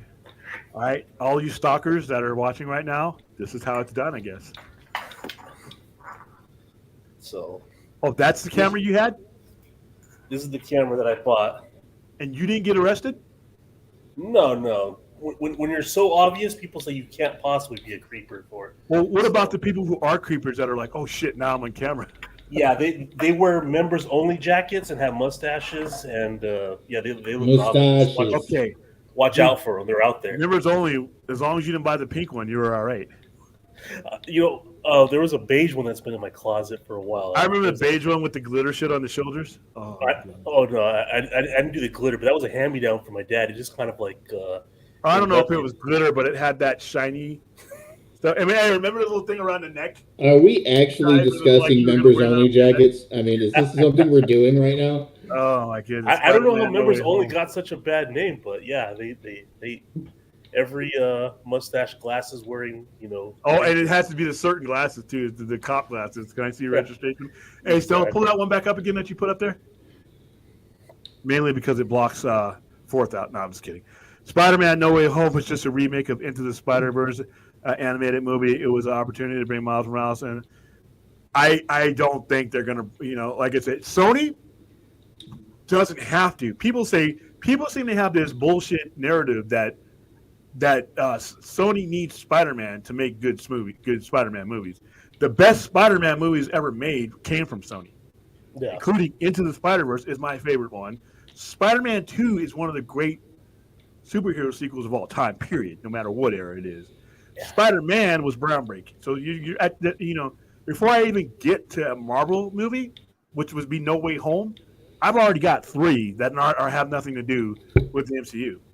Spider-Man 2 just has that quintessential like superhero moment with that train sequence. The train sequence, and when they're moving them around, when the crowd starts to help them, I loved that scene.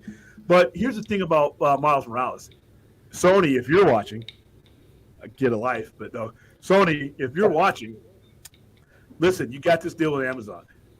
There's absolutely nothing Disney or Marvel Studios could give you that Amazon could not give you. All right, nothing. Amazon could buy and sell Disney 10 times at a discount and still be ahead. So if they do a live action Spider-Man movie with Miles Morales, it needs to stay with Sony. And there's no amount of financial leverage that Marvel and Disney could ever give you. Oh, Marvel could help you make $1 billion. No, Amazon could buy a solar system. And Amazon could put it into theaters, and they have more money to distribute it. So, no. They can afford to shoot the movie in space. Literally. Take Tom Cruise with him. George Miller directed Justice League films with John Williams scoring would be awesome. Yeah, that almost happened. I don't know. I think we're running out of time because with George Miller, 90? Yeah, he's been directing for my entire life. When's the ETA on his Fury Road Part 2 or whatever, the Furiosa movie? Get that shit done before you. I'm not advocating for George Miller to drop dead, but dude, Ridley Scott, man, get all this shit out of your system. So or at least write it all the way down. Let's see, George Miller, filmmaker, born 1945, so he's not too. Ridley Scott's got 25 more movies left in him. I know, and he's working. That's why people say, "Well, Zack Snyder's too busy to do that." Ridley Scott is 85, and he's still pumping out movies. He is 77, so he's not too bad. He's young. Ridley actually. Scott's only 77. No, Ridley Scott is like 85. Oh, who's 77? George Miller. Ridley okay. Scott is like immortal. It actually says immortal on the thing when you type him in on Ridley Scott. Just stick with the quinoa and leafy greens, and he'll be good. And he's never going to get an Academy Award because of the Academy hates. I thought about you today, William. I had my first po' boy. Oh yeah. Oh, is that what you had on the stream last time? A po' boy? Yeah. He's Ridley Scott is 85. He turned 85 in November. Dude, and I got it from Sister Kim's. Like you said, that place. Listen, that place means a lot to me because they were one of our vendors when we did our drive-ins, and I'm like, I'm tired of waiting for you guys to pop up at my drive to get your food, and I could be having the shittiest night, and because when we do events, it's just everything is going. Oh wow, that's how far back you go. Jeez. We could be having stressful events. As long as I knew I had Sister Kim's loaded fries at the end of the night, it made everything worth it. So their food is great, and it's a shrimp po' boy. But you get the catfish one. There's a catfish one where they find a way. I don't know how they did it. I think they used like a mass print, some kind of molecular whatever. They find a way to perfectly put the shrimp and the catfish so that when you bite into it, it doesn't do what most po' boys do. They don't fall apart. You can keep eating it and it doesn't explode in your hands. And the whole ocean of fish is in there. I think there's a shrimp shortage now because they put them all in there. And when they put the loaded fries in there, fries are at the bottom, the pastrami, then the cheese, and everything else. And then the shrimp is like a crown, and it's like you grab it, and it's like literally like somebody handed you a newborn child and said, "Congratulations, it's got that much in it." Oh, if you ever get it down here, your first stop before you come to me, go to them. Man. Oh, dude, I have the whole Mariana Trench in my mouth. But not to promise your chat that I'm not going to divulge this into po' boys, but just to make a brief mention on it. But food, I got the shrimp sandwich with the fries, and I got another side just because I didn't know I was going to be back at this place again. But the catfish, they were like catfish nuggets with fries. It was like $49 for the entire thing. But I was like, you know what? I'll just. Well, and that's you can't get around that now because of the price of seafood, because of inflation and everything else. So after COVID, it's kind of crazy. Hey, fun. Hey, Fourth. Hey, listen. You say hi to me first. It's not hey, Thade. Don't be coming in asking how Thade is doing. Fuck him. No, I'm just kidding. You just come into the Sci-Fi Center live and don't say hi to me. You took the comment off. I didn't get to see somebody finally address the movie that I hold. Go ahead, bring it back up, Stella. Did you find it? Hey, Fourth, I recently saw the movie Tusk, and that movie sucked. All right, you know what? Bump this person. Bump him. Sucked bad. Now I know where you got the image from, LOL. Hey, I never said Tusk was like the best movie. I just found not only does it suck, it has disturbing imagery, dude. It's hard to watch. Here, I'll say this, not to cut you off, Dave, I'm sorry, but I'll just say this about Tusk. The moment when Johnny Depp shows up, the movie takes a nosedive, I'll admit. I liked everything before that. What were you going to say, Thade? That movie is disturbing on so many levels. Every level. Mission accomplished. You're supposed to. There's nothing pleasant about a guy who gets stuffed into a flesh suit shaped like a walrus. Dude. Sorry, fun. I hate your avatar. And I know I hate your avatar. That's the only reason I keep it around. That's the only value that it has. I get comments. Even if I post on like stuff that's non-movie related, people go, "God, what is that avatar?" I'm like, it's the reason why I keep it. What aspirations and like life goals there, buddy. Hey, Tusk 2 coming soon. I hope theaters limited, probably. All right, Michelle. I don't know how to pronounce your name. So. I want to say it's McKaylin. Is it? Oh, I've been saying Michelle. It's shit. Michelle. That's just the Gaelic spelling of her name. So it is Michelle. Yeah. All right. Cool. Oh, okay. Well, sorry, Michelle. I thought I was being smart pronouncing McKaylin. I thought I was. Well, that's Listen what you to get for Michelle. thinking for. Listen to our listeners. I said that's what you get for thinking for. She's telling you to get rid of that avatar. I love Tusk. Oh, Oh, jeez. there we go. All right, Ugh. Dork Knight is my new online BFF. Now he'll come on here next time. He'll have that avatar, a different, grosser version. I just hate that avatar, man. It's like, Oh, all right. Oh, that Monkey Jeebus. All right, I knew he'd be in there, but okay. Let's see. So, you got anything going on? Where are you at in Ohio? me? Yeah. Oh, Ohio. Where are you? I remember just last stream where we're singing the praises of the South Coast, not South Coast, the the the Inland Empire Plaza that you mentioned. I'm in the IE. You're okay. Okay, not to get because I know you got a lot of stalkers that want you and want to hunt you. Where at in the Inland Empire are you? You're in Riverside. Currently, I am in Rialto. Oh shit! Oh, get out! Get out now! Rialto. That was the last place I lived before I went to basic training. Okay, I lived literally right around the corner on Fillmore Avenue. Actually, no. What was I at? On West Virginia Avenue. I was right by Eisenhower High School. Okay. Foothill. I took Foothill all the way down. Oh, yeah. Rialto. Foothill's within spitting distance from me, but and the Tippecanoe and that one street where all the bail bonds places are at. Oh yeah, because I worked at Norton Air Force Base. Fontana. Grew up in Fontana. Spent some time in Riverside by the Tyler Mall, and then now, like, since I moved in with my girlfriend, and then before all the prices of the apartments went up, how the hell? I can say this because I grew up in San Bernardino. I can say what I'm about to say about San Bernardino, the 909.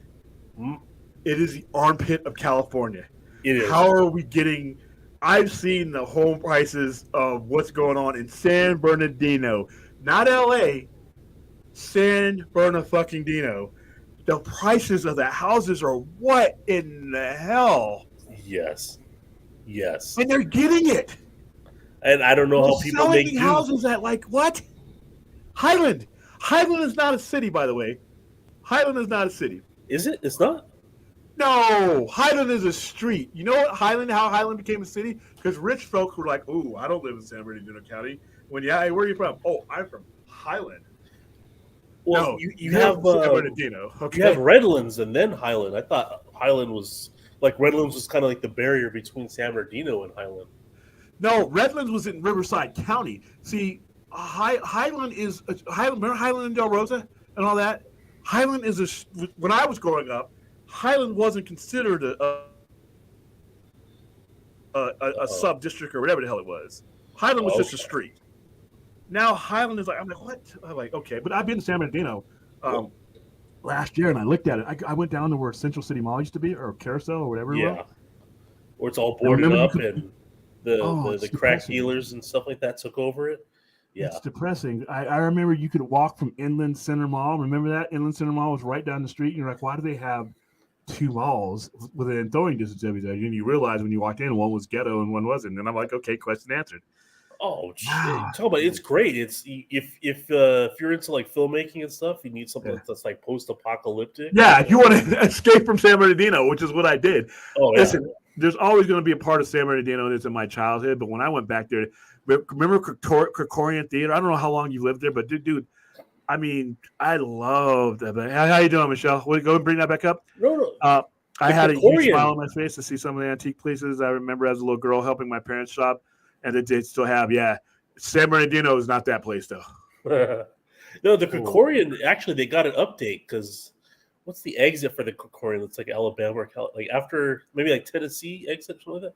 But that got an uplift. That the Krikorians. Didn't they turn it into a church for a little while? It was a church for a little bit, and then unless it was a different one, but there was the one on Highland and Del Rosa. Because when I was growing up, Highland and Del Rosa had all the cool places. Oh, okay, maybe it's a different one, but it's like a luxury theater now. Yeah, they moved it. Okay, they moved it, but San Bernardino, boy, that's back when I was growing up. Your Blockbusters, all your stuff. Because I grew up on an Air Force base. I grew up on that airport they got there. Yeah, that was Norton Air Force Base. I grew up on an Air Force base. They torn down everything, but I think they put it. I don't know if it's the same one, but they put it in an airport right there. It is. That's the base. $34 for trips to Las Vegas. Shoot. Yeah, and then when you go on Google Maps, when I type in my old address, it's so depressing. It's just like Dark Side just destroyed it. It's like an empty plot of land. Dude, that was my childhood. Base housing. Oh man. But for people who don't live in San Bernardino, I'm sorry to bore you with our childhood. All right, so what's next? Anybody got anything up on there question wise? We can talk about. But no, I'm full in agreement that like Marvel should definitely bookend the Avengers and just start an X-Men franchise. There's nothing about the Avengers left that I want to see, and I don't know about this Kang character. You seem to be like really hyped about it. Kang is great. Kang opens up. If you do Kang right, he's such a cool character because of the nature of Kang. What's cool about it? It's one guy who can time travel. So you could be set in your spot, right?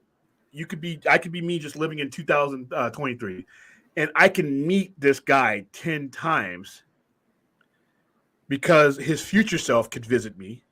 Okay. His present self can visit me. His ancient so he's like self Omni. can visit me. Well, because he's taken up different identities. Like as he got older, he became Immortus. During his reckless years, he was Kang. During his really elderly years, he was the one that remained. During his exploration years, he was Ramatut. So it's the same guy. And when he went to a different alternate universe, he's Guardian Centurion.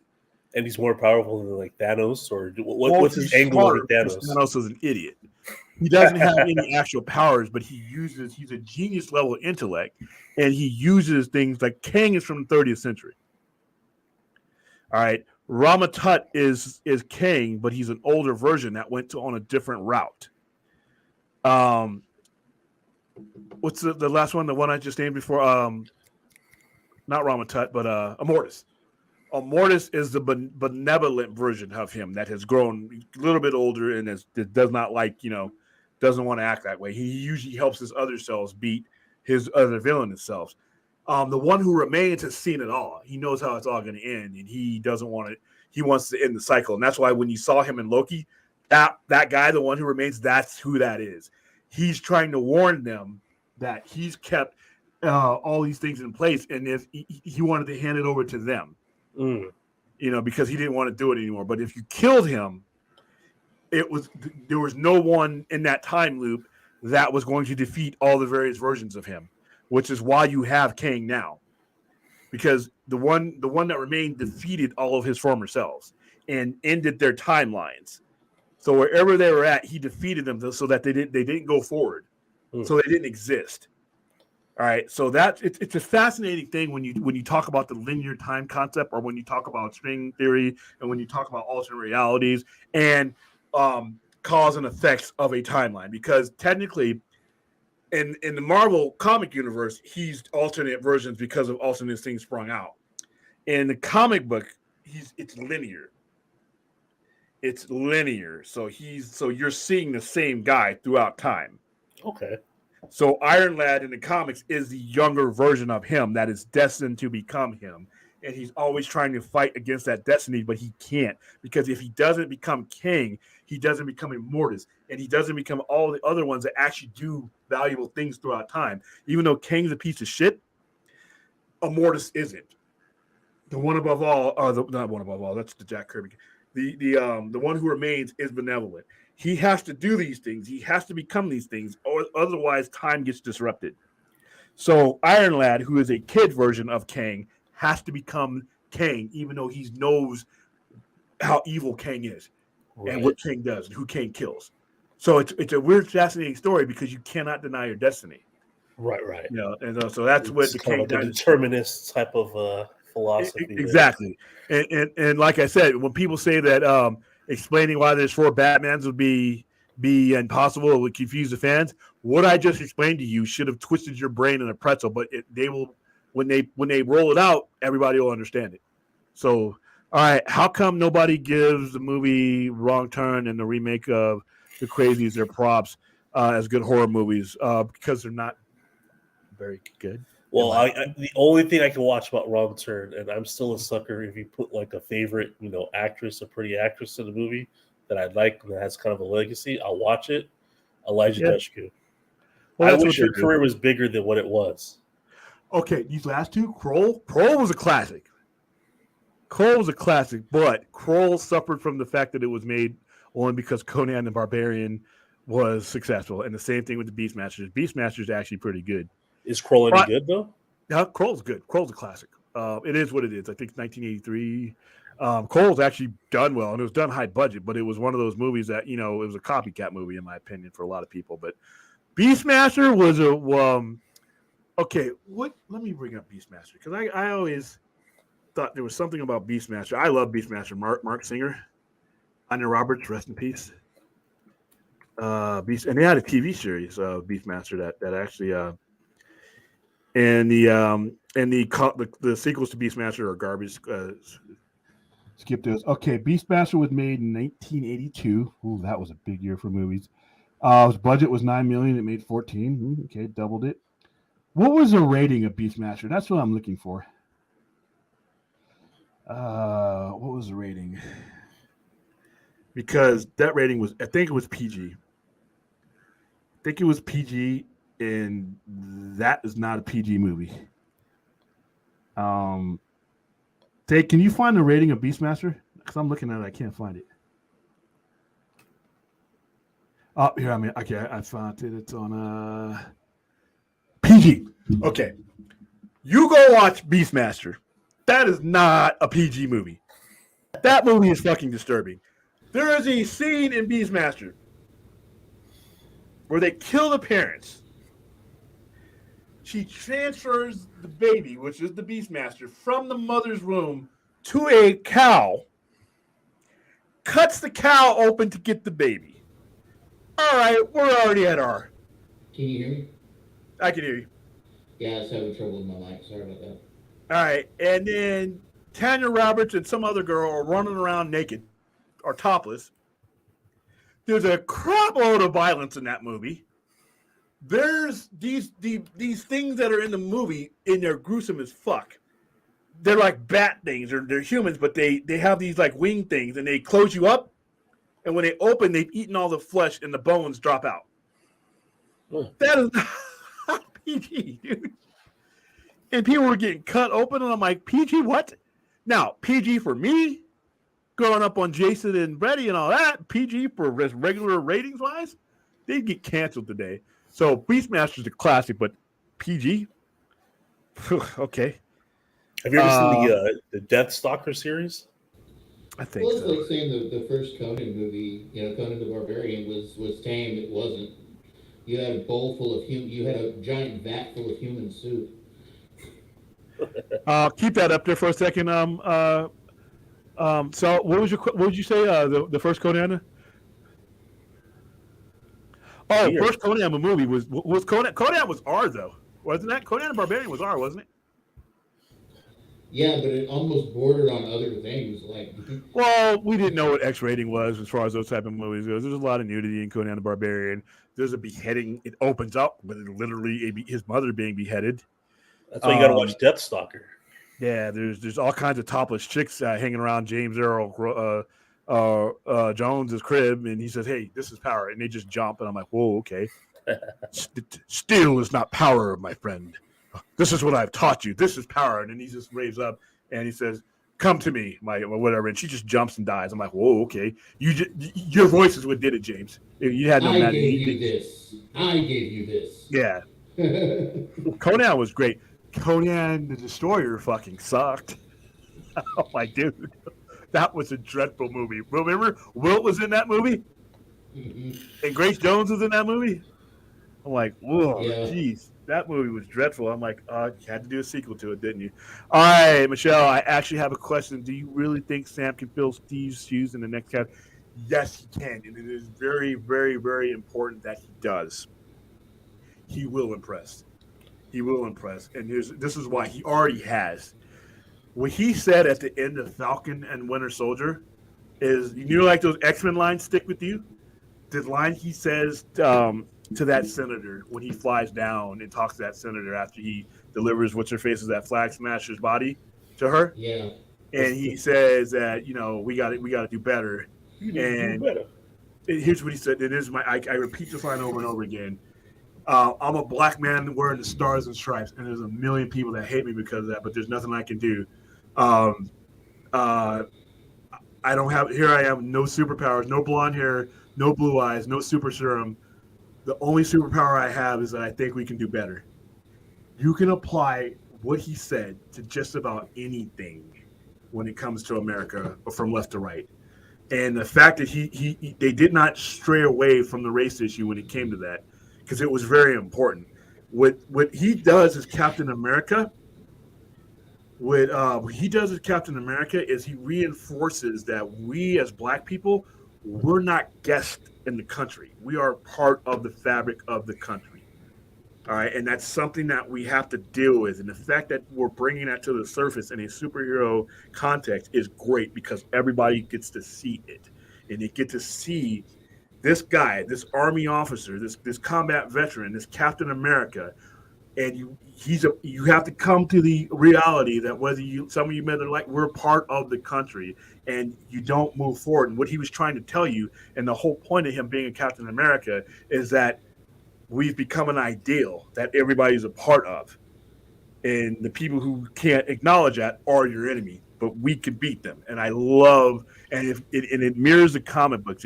Michelle, if you get a chance, read his run as Captain America in the comic books. It's a lot of really stunning stuff. And I think it's important that he be Captain America. All right. Do you guys see Paul Rudd dying Quantumanium? No. I heard Paul Rudd's supposed it ain't gonna last. So I heard Paul Rudd's supposed to be kind of pushed to be the next Iron Man. I don't know if is any truth to that, but I don't know. I mean, everybody thinks these characters are gonna die, and then when you go see the movie, nobody dies. It's like, and when they die, they come back. Nomura was the dumbest. One of the things that makes Endgame one of the dumbest comic book movies of all time.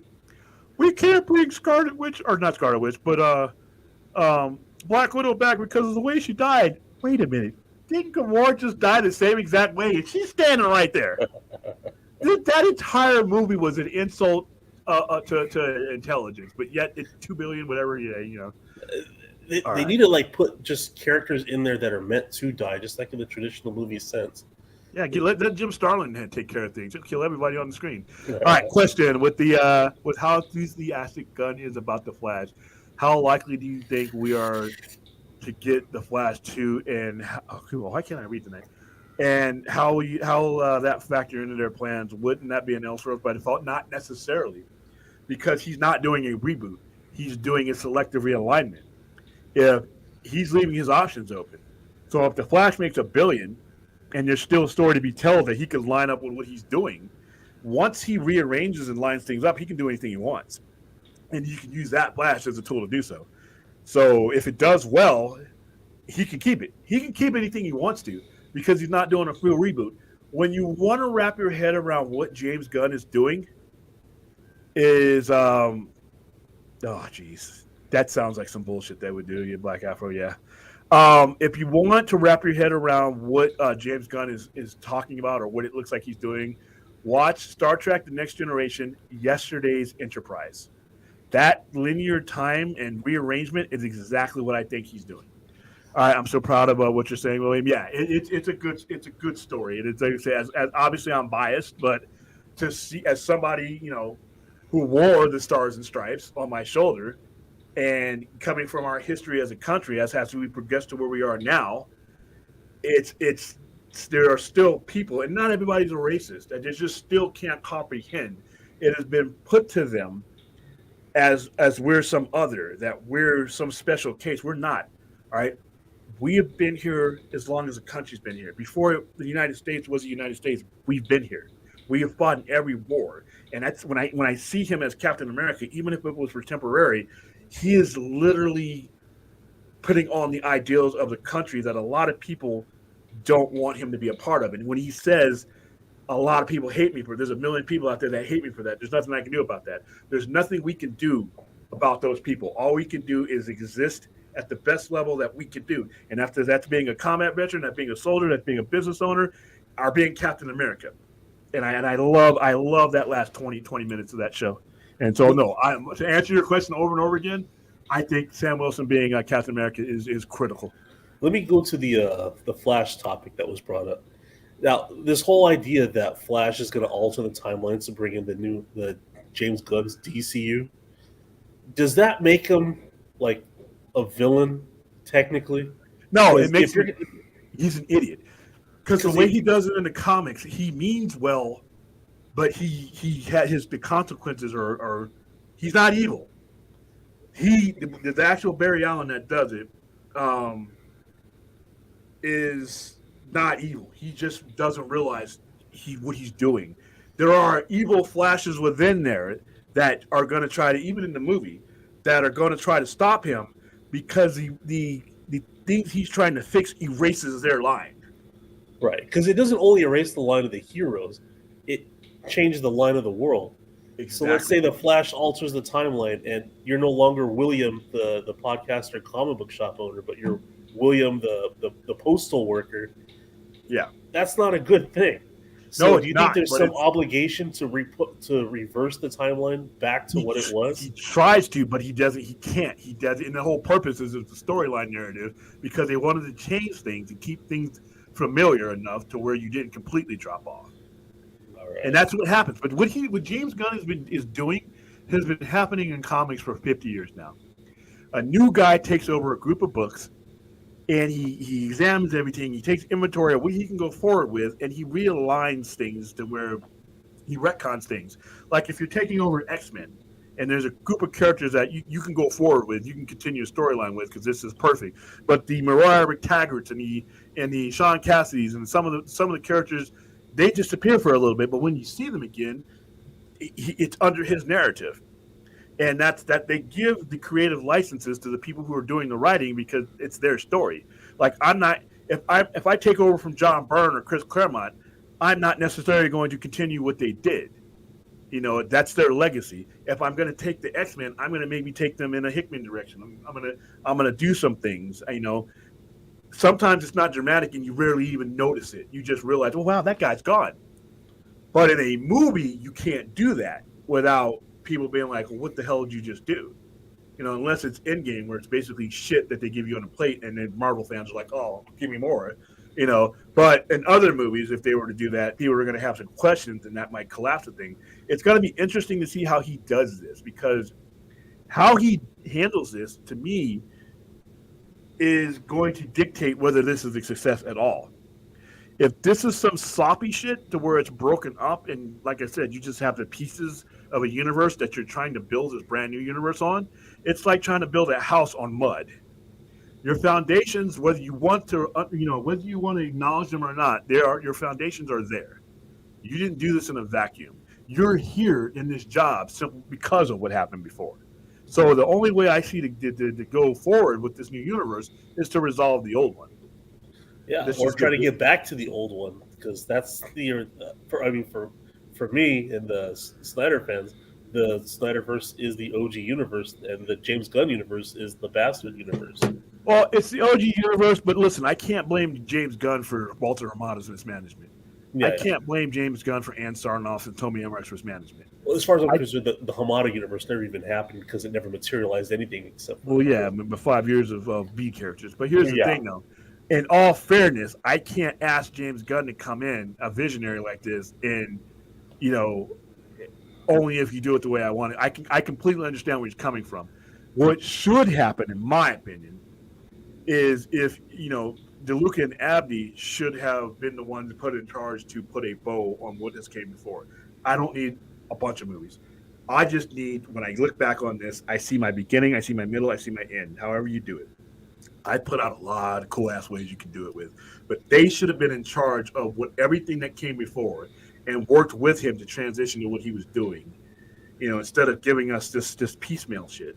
Yeah, because when you look back on the DC universes that have come before the past, correct me if I'm wrong, but only the Nolanverse came out alive, right? Like it saw it. Well, yeah, but it was only 3 movies, too. Yeah, but you had Superman the movie, which kind of fizzled out into badness, and then you had the what do you call the Burton verse of Batman movies, which fizzled out into badness, and then now you have the Snyder stuff that fizzled out. Well, the other things were things that you weren't talking shared universe then. We did not have the comprehension both on studio level and fan level of a shared universe at that time. If they could do it, they would have been doing shared universe stuff back in the 80s. Well, not shared universe. Well, that's really the only way they're thinking right now, though. See what I mean? Yeah, currently. But I'm just talking about like the Tim Burton universe wasn't supposed to divulge into the Schumacher universe. Well, the Superman movies weren't supposed to go into the badness direction that they went into. Well, they wanted money. That greed took you there because they were making good money at the time, and they just wanted to continue. Remember, the 80s and 90s, as if if you made a certain amount of money, you were getting a sequel, and that just in 1989. There were every movie in the summer of 1989, with the exception of Batman, was a sequel. Star Trek was a sequel. Ghostbusters 2 was a sequel. Indiana Jones was a sequel. So you're just talking really. That was a product of the time that those movies existed in. What we exist in now is the existence of the shared universe and the revenue that it brings, the frequency that it brings. But problem there is you had mismanagers that were not suited to develop their own project without looking at someone else's product. I always liken it to somebody riding down the road, and instead of looking at the road in front of them, they look at someone else's car, and then they crash their car. Yo, what's happening? How you doing? Toronto Freddy? So yeah, I mean it's like I said, I wish him well. I think the odds are against him simply because there are built-in things before he even got there that it's just a trust and faith issue. I always say it this way: why should I get into the car with you? You say we're gonna pick me up. We're gonna go to the party. When the last time you picked me up and I got in the car, you left me on the side of the road. No party, no nothing. Now here you come again with a shittier car. It looks like to me, and you want me to get into the car again. And I'm like, I remember what happened last time. That's how a lot of people feel, and that's not James Gunn's fault, but it's still there, and it's not going to be the people on the screen like us, the nerds. Yeah. It's not. We're so much of a minority. We don't move the needle like that. The average fan is not even going to say anything. He's just going to be like, "Wow, I'm just going to look over at this thing because it's less complicated." Can you bring that one back up there, Stella? Zach's job was to bring them all into one film. The job of separate movies was to be, that's exactly what it was supposed to be. He was going to create this core storyline, and then, thank you.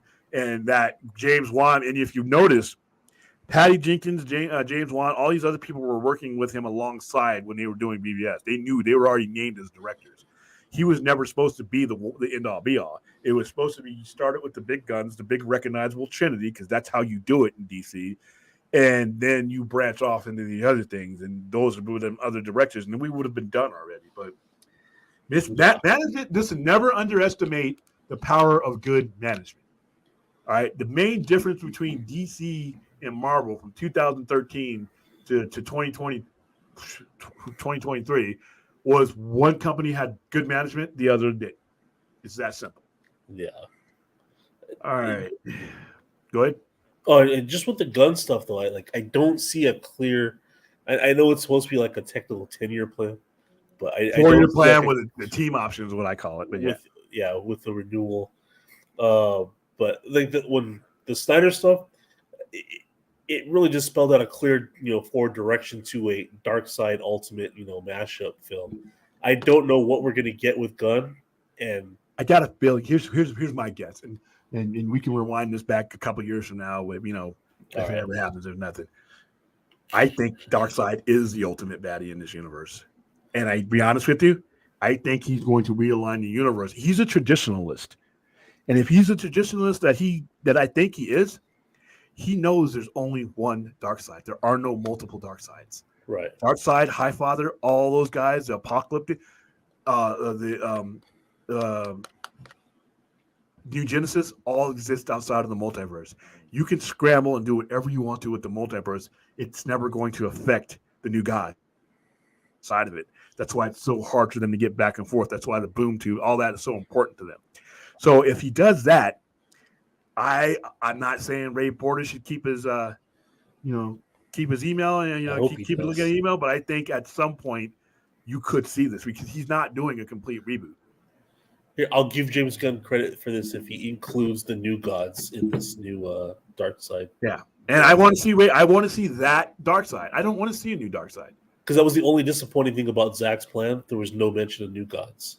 You Or just sorry, saw like it. New Genesis and High Father. Yeah. There was no mention. Yeah, and that was left to be. That was going to be someone else's job. The only new gods you really were going to see were the ones he would be brought into the final battle. But I already laid out a plan for finishing the telling of the story and making money. And that's I've gone over it again. I'm going to clip it out. Actually, I did a better job on Brodan's show than I did on mine. I'm gonna get with Brodan and clip that out. But I'm actually going to make these. I have a plan to make Blu-rays sets of all the Snyder stuff. That includes Shazam 2. That includes okay. You're gonna make it? I'm gonna do a 3D printing of it, just like a facsimile, just like a mock-up. You can do like a proposition to the studio. Exactly, and I'm gonna tag him. It's like this is free. You can have this. All right. So the Man of Steel is that key that he used to open up the Fortress of Solitude, and the thing he used for the hyperdrive. Remember that key? Yeah. That's your DVD set of that one, your Blu-ray set. You open that thing up. There's your Blu-ray set. It has Man of Steel, and keep that up there for a while because I got an opinion about that. I don't totally disagree with that. All right, so the Man of Steel, when you open it up, it has the Man of Steel DVD in it, and it has Superman's part of the Dark Side story arc of the original Justice League arc. All right, and because I'm James Gunn and I'm like I want my shit to do well, I'm going to have something in there that gives you a precursor to my Superman Legacy tomorrow. All right, people buy that stuff. The markup on Blu-rays is cheap because they're cheap to mass produce, even when you do the special editions, and people buy the special editions. All right, so that's the Superman one, right? So I go on to Wonder Woman. All right, Wonder Woman's is a square, but it has her shield, and under it has her sword. You can take these off and play with them. All right, and wrapped around that before you put the plastic on is the lasso. So it's wrapped around like a little gift package, right? All right, you open that up, you have Wonder Woman 1, and you have the god-awful Wonder Woman 1984. All right, but in there, you have Wonder Woman's story arc with Darkseid, with the Amazons fighting off Darkseid. That scene where you see her die and on the funeral pile, that's in there. But guess what, James Gunn, because I want your thing to be successful too, you got this thing called Paradise Lost coming up that you announced. You make something that goes into there that gets people hyped about Paradise Lost. So I put that over there. Aquaman, it's a trident. A trident you can take off and you can play, play with it and pull it out and it does things. And then it has a scaly orange and yellow costume of it, and you put it back. When you open it up, it has Aquaman 1 and it has Aquaman 2 in it. And it has Aquaman's narrative of, remember when he was fighting Darkseid under the water and he gets, stabbed and all that? That part of the storyline is in there.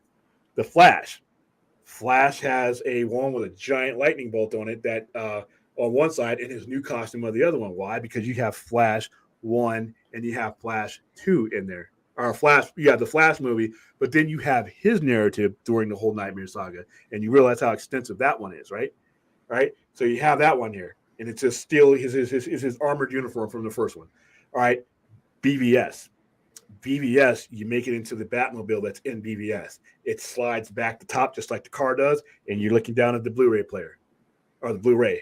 You pop it open on the side, right? And inside the styrofoam on either side of the Blu-ray is the armored Batman that's in the movie and the Superman that's in BVS. And then you can recreate that scene. You can close it up, set the Batmobile up, set them up, and inside there you have the extended cut of BVS, but you also have that nightmare scenario that is in, that you saw, his dream and everything else. His part of the storyline is there, and so on and so on. Shazam's in there. All the ones that take place in that universe, and with each step in these cool ass things, you're telling a story that when you buy them all, then you get to the final set, which is a globe with a lenticular hologram that covers it. When you turn it, the earth scorches just like it did in Zack Snyder's Justice League. And you see the Omega symbol on it. When you turn it again, it's a healthy Earth with the JL symbol on it. When you open it up at the equator, all these things I just told you about are in there. It's the maxi set. Zack Snyder's Justice League is right in the middle, and all the other ones are around it. People buy stuff like that. People Take buy my money. Stupid shit. I saw, like I said, there's the set that I have in here, Battlestar Galactica. All right, cheesy, corny. 2 seasons it lasted, if you don't include Battlestar Galactica 80, which was atrocious. All right. I see people buying that Cylon one all the time. Not because the series was the greatest thing in the world. It may be to some people, but because it looks cool. I see people buying the most inane shit at Walmart while I'm there getting a computer part. I see people buying movies, and I look at, didn't that fucking bomb? And that movie bombed in the theaters. You're buying the Blu-ray set because it looks cool. Yeah. All right. Glow in the dark. I'll buy it. The DVD Blu-ray market has died for the most part, but that just means that you can't do things like, you can't make a lot of money on things like this in mass like you used to be able to back in the day. But if you put something in a kick-ass collectible packaging, now you're changing the game, because those sell at Best Buy, those sell at Walmart, and it costs relatively plenty, pennies in comparison to mass producing. So you tell your story so that your brand new customer sees a complete story, you make some profit, and you go from there. But like I said, I did a lot better job in it going up with like I said, I literally Brodan was doing his show, and I just had it on in the background, and I was typing in an idea. I'm like, dude, this is too much of a type. Let's go ahead and I ambushed the show, got in there, and I explained it in good detail, because the markup on those things is such that you're creating a whole revenue stream. And all these fans that say, I want you to finish this because I want it. I want you to finish this because for their needs. I mean, and I understand that. Stockholders don't give a shit about your needs. They don't give a fuck about your feelings. They don't care about you. If you want something to be done and you want business people to give you something, you got to speak to them in the same language that they speak in, cash. So the hashtag movements, that's wonderful. That's great. And they do work to an extent, but for the most part, stockholders, and they speak in dollarinese. That is what they speak in. Right. So if you come to them and saying, hey, yeah, I want the story to be told, but here's some money, and I can sell this, and all the other people will be like, well, if we don't do it this way, this is what Zach wanted to do, I'm not going to read it. It's either this or bust. They're not part of my equation, because they represent like less than 5%. The average Joe six-pack will buy that, because I watched them. I watched these people go to the counter with the shows that were like, you got canceled mid-season. How the fuck did you end up with a Blu-ray set? They're buying it, dude. They're buying it year-round. You put the red S on something, people are going to buy it. And I know people who bought different versions. They could already own the movie 3 or 4 times at their house, but they don't own that version. And you know what us geeks do when it comes to collectibles, right?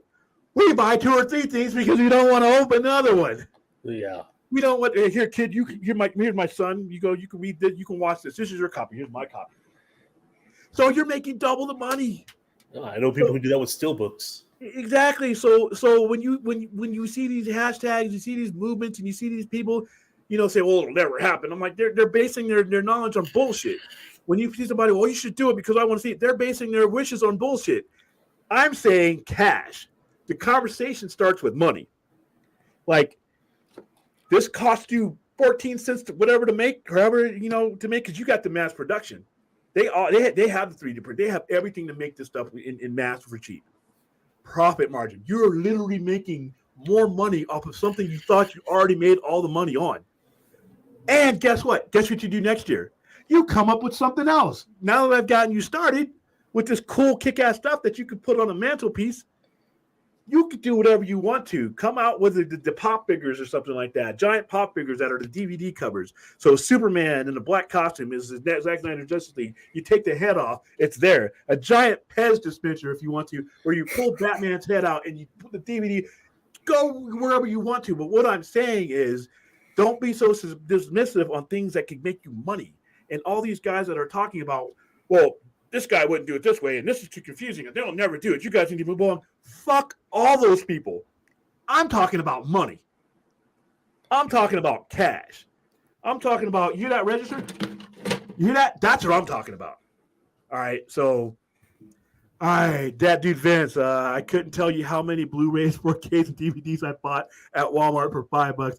Got the Batman 4K for $5, complete series of BTS and Married with Children, yeah, for $5, and numerous other stuff. There was somebody buying a Golden Girls thing, and they didn't even know what Golden Girls was. They saw Betty White. They knew who Betty White, because she was the only one living at the time. Was it Enosh? No, this is somebody I was at the Walmart, because I watch them. I'm waiting in line, and I'm seeing, I'm like, dude, there's not a lot of regular shit like this on the shelf, but there's like collectible stuff, Darth Vader head, everything you can think of. They're using their imaginations to make it move. And you got the most famous icons in the world, that Red S, that Bat, that Lasso. You shouldn't be trying to distance yourself away from it. You should be making money off that story and boistering what you got coming. I'm okay with you coming in with a new universe, but it's sloppy and unprofessional to just leave this here laying like it is. Instead, if you don't want to do it out of the goodness of your heart, which I understand, because you only did Zack Snyder's Justice League for money, I'm okay with that. All right, but make the money. Especially when you consider that I think Man of Steel was the number 35th all-time selling Blu-ray. Yeah, and then for some reason, there's no demand for any of this stuff. But when I went to Walmart, my Walmart here in Vegas, to get a glow-in-the-dark Zack Snyder's Justice League and a glow-in-the-dark BBS, I couldn't get one. And I know that, well, they didn't make that many. They made enough for me not to get one. They didn't make 10. They didn't make 20. So, guys, if you want Warner Brothers Discovery or James Gunn to move on something, you need to follow the money. Remember what was Jerry Maguire? Show me the money. That's what you should be. Hashtag revenue stream. All right. So when I make these things, I'm gonna get a 3D printer because I got a buddy with one. I'm gonna make them. It's gonna look like shit because I'm painting them, but you'll get the idea. I'm gonna be like, this one's here, this one's here, and then I'm gonna tag them in it, and I'm gonna see the response.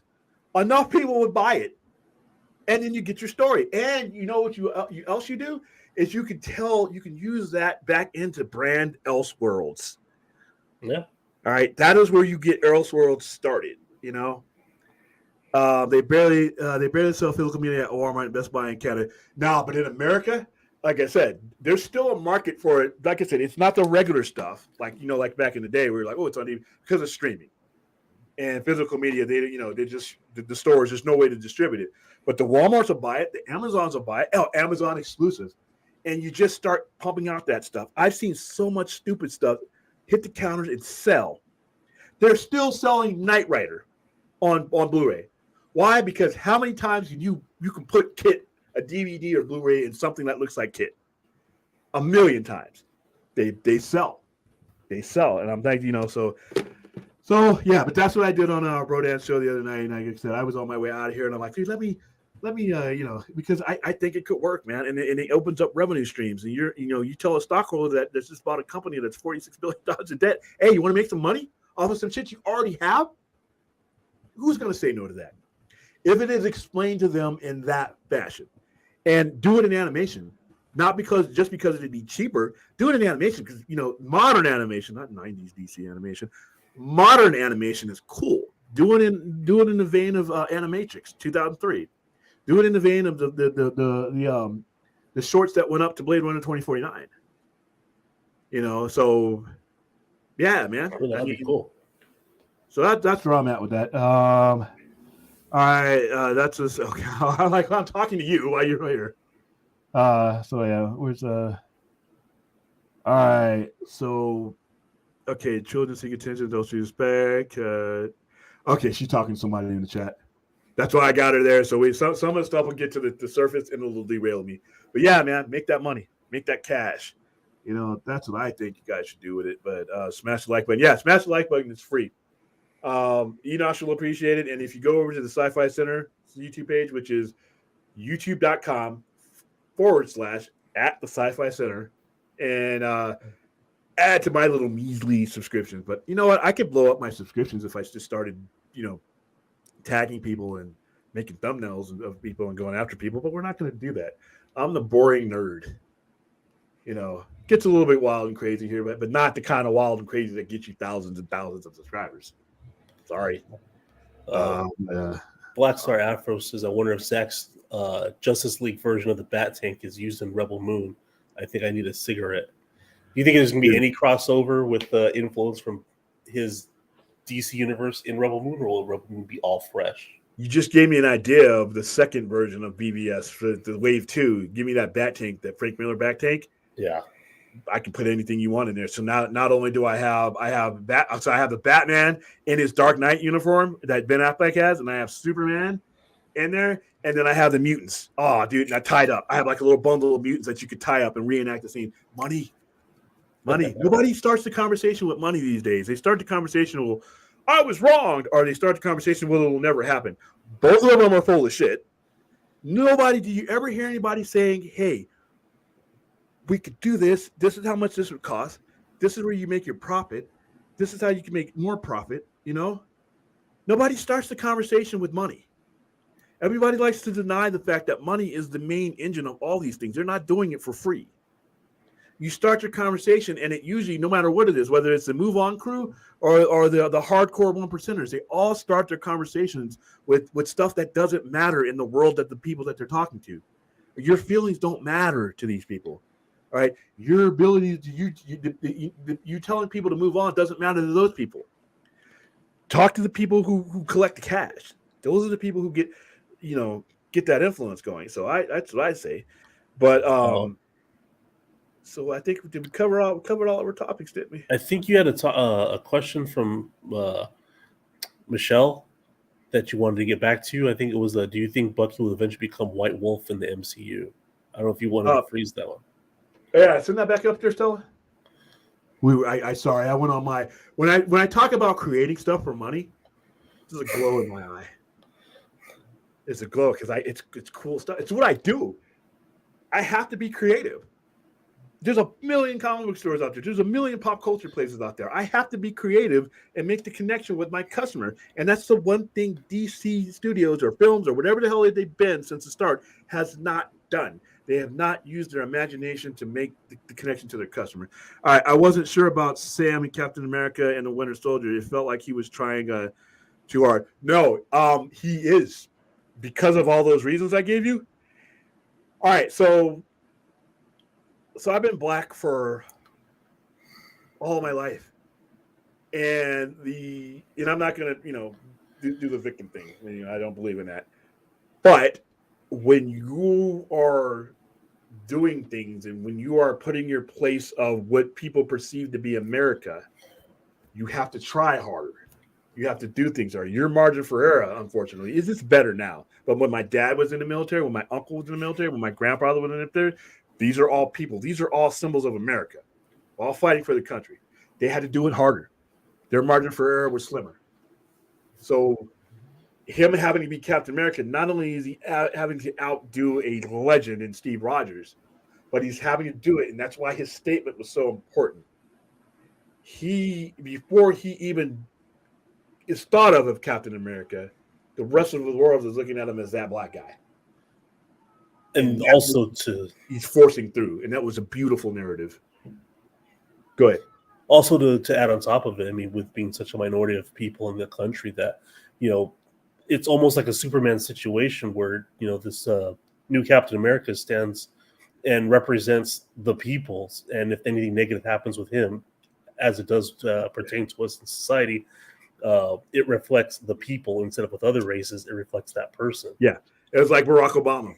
Why did Barack Obama never, ever lose his cool during that time? Because he knew how it would be framed, and he wanted to be president of the United States and not just president of a wronged ethnic group.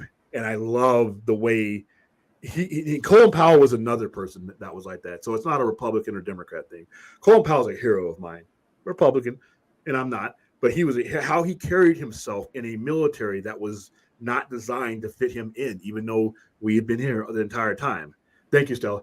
And he the same kind of things I'm hearing out of Sam Wilson, if you listen to Colin Powell and the world that he had to exist in, If you listen to Barack Obama, it is parallel to that struggle. But it's a happy ending because guess what? Barack Obama was president of the United States. Colin Powell was a 4-star general and Joint Chiefs of Staff. All right. Sam Wilson was Captain America. So we made it to these plateaus. Now it's up to everybody else to come to terms with that. And that's what good storytelling does. That's why I may love Captain America or Falcon and Winter Soldier, and I love the way they changed it at the end because of that. Even if he's not Captain America forever, the fact that he ever was, the fact that you cannot say Captain America without including us at some kind, it's kind of cool. So yeah, thank you for that question there. Is there a fate for was it Sam something? What's his name? Sam Wilson. America? Sam Wilson. Is there like a fate or like a big storyline for that character? Yeah. If you look up, I need to be prepared for this because I am eventually gonna pull this up, and we're gonna do a story on it eventually. Yeah, it's a story arc. When is if you can look it up, he becomes Captain America for quite a bit. Okay. And I have some of those comics here on the shelf. I'll get them later on, but yeah, obviously he eventually isn't, but it's for a long enough time to where you have to, come to terms, and the reader comes to terms with this. And most readers didn't care. Most readers were okay. They, you acknowledge that it's different. You acknowledge that you're in a new era, and that's fine. When we first our first black president, we couldn't have done it. We're 13% of the country, so it wasn't every black person in America could have voted for Barack Obama, and it wouldn't have mattered if the whole of America did not. The whole of America is not what some of the things that are brought to the surface are. Yeah. And with Sam Wilson being Captain America and becoming the ideal of America, it changes the narrative to what America is not what people think it is, what it is. It's an idea that ever evolves. You can hate our history as far as how we got here, how we've been treated. But if you look at it, no matter how bloody and how difficult it was, if you believe in the idea of what it's supposed to be, like Reagan said, a shiny house on a hill, if you believe in the idea of it, then it's a self-correcting country. We had slavery. All right, we don't. We had Jim Crow overtly. We no longer have it. We had a reality where a black man could never even run for president without fearing for his safety. We've crossed that threshold. We didn't have that many black officers with stars on their shoulders 20, 30, 40 years ago. We have that now. All right. If there's a crime that committed in certain regions of the country that would have never even made it to a court, now you're seeing these things happen. It hasn't been pretty, but if you look at how we've come to all that, it's the idea of America that corrects itself one way or another. It may be ugly how it does it, but it does it. And to me, that's what Sam Wilson represents. He represents the near end product of all of that shit, all of that awful stuff. And it's like it's telling you don't have to be angry about all these things, because if you stick with it, yeah, we had to work a little bit harder of a thing, but you know what?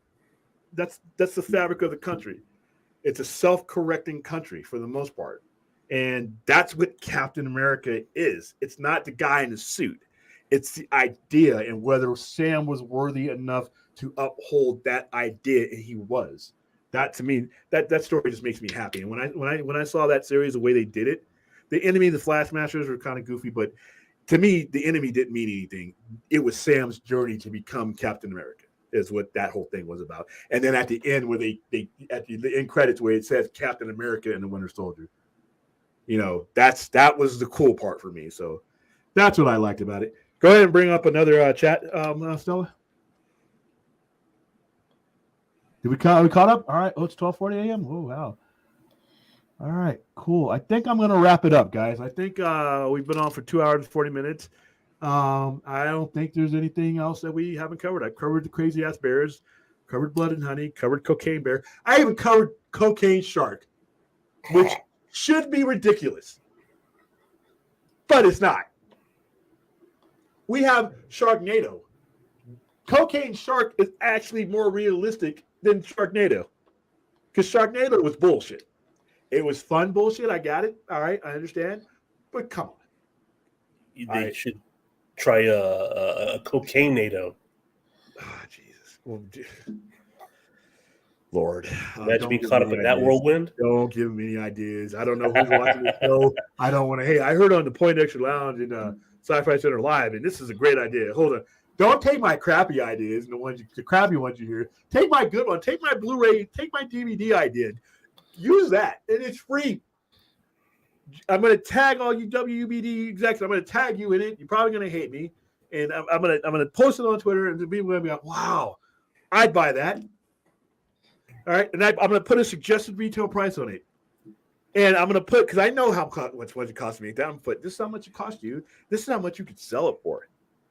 All right, I'm literally handing you one of them silver briefcases of cash. And I'm flipping it open and it's saying, here, you take this, you hold on to this. There's no risk in it. And if you do it in animation, and then people like say, well, no, the Snyder Bros will only accept it if it's Henry Cavill and all that. You know what? Then don't take it. All right. I think they will take it because the majority of the Snyder fans, I'm gonna make it and I'm gonna want to buy it. I'm like, damn, this needs to be real so I can buy it. I don't know a Snyder fan out there that wouldn't buy it if you're gonna give them any of the story.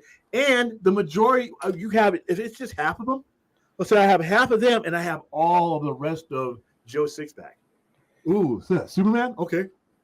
Oh, is that a bat? Oh, Batmobile. Oh man, I'm gonna buy it. You know. I'm rooting for you, William. I'm rooting for you.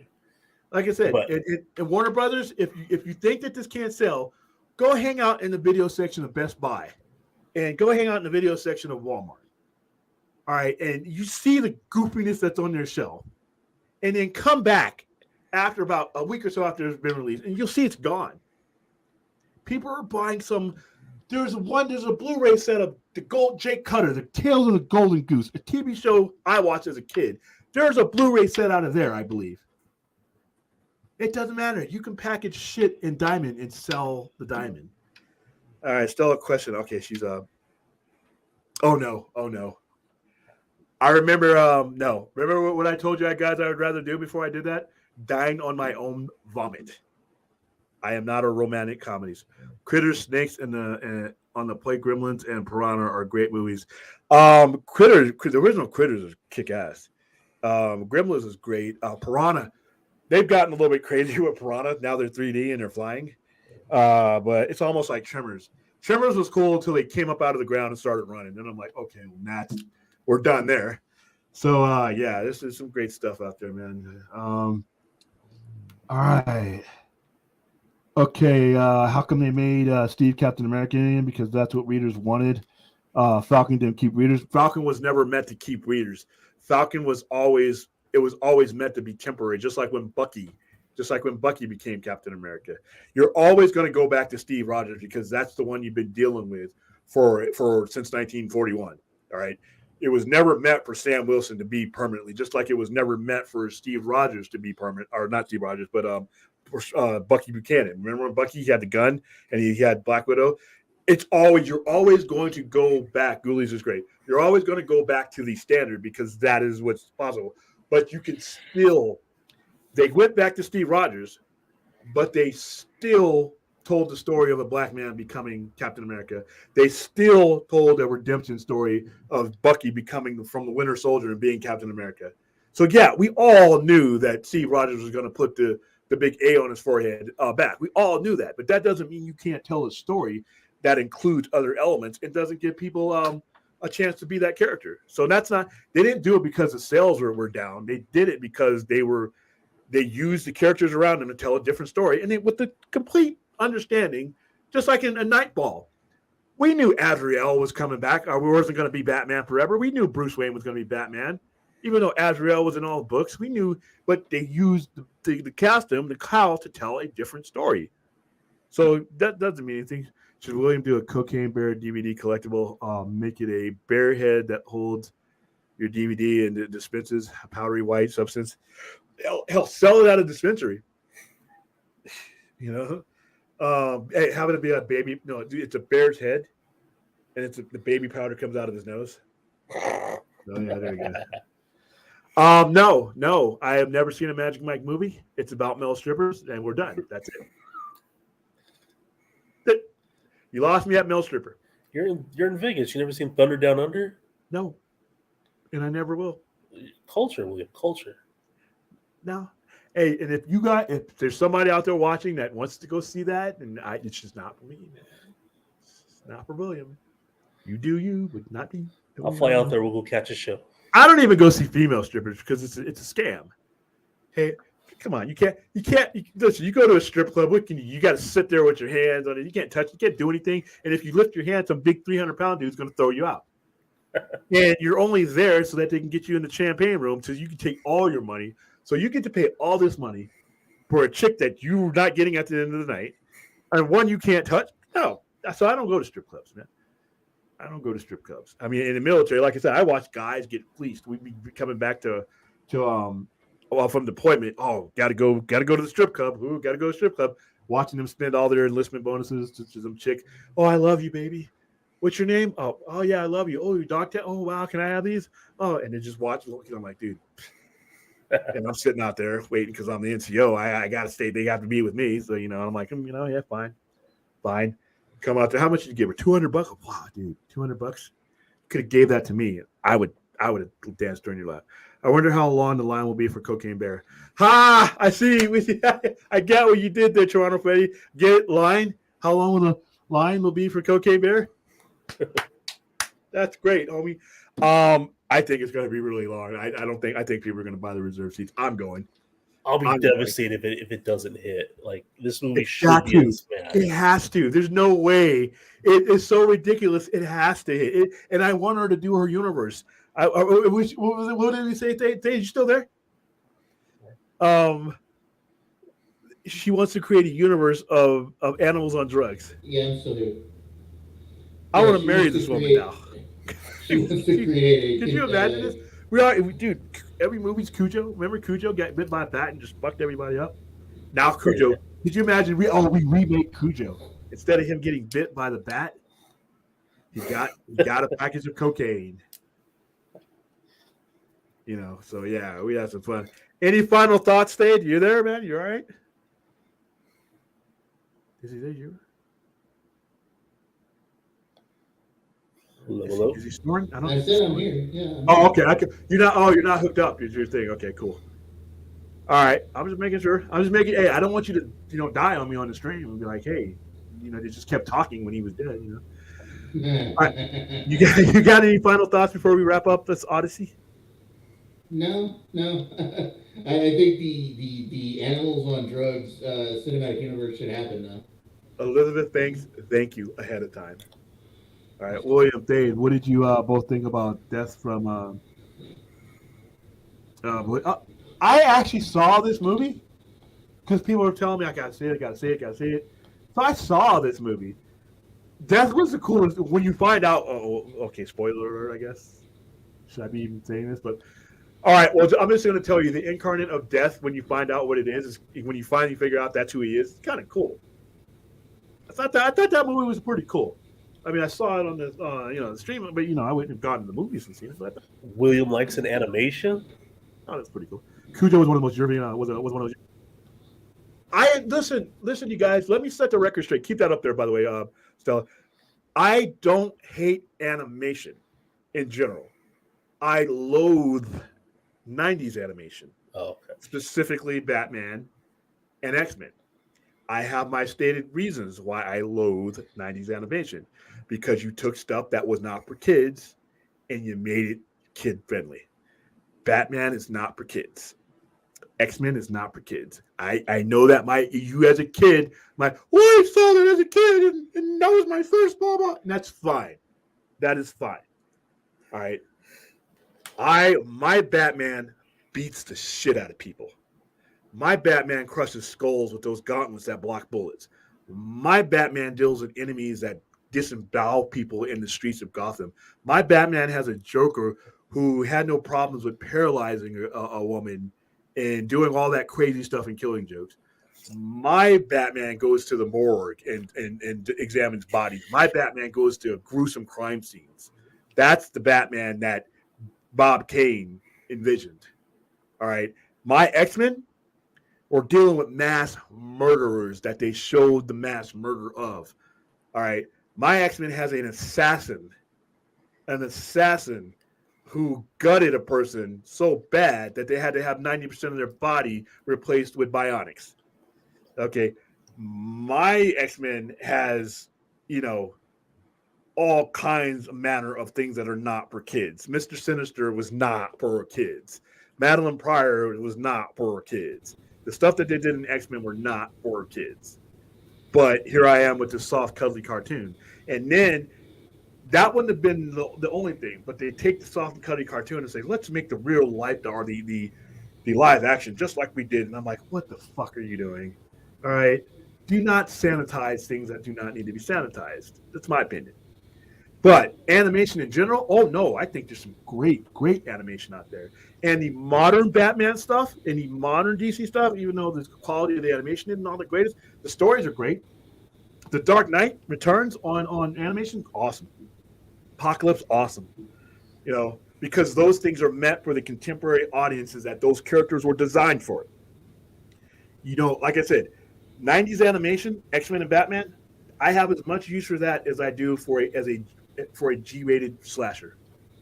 Oh, let's do Friday the 13th, but let's make a G. No, don't try to shoehorn something that was never made for that audience into that audience.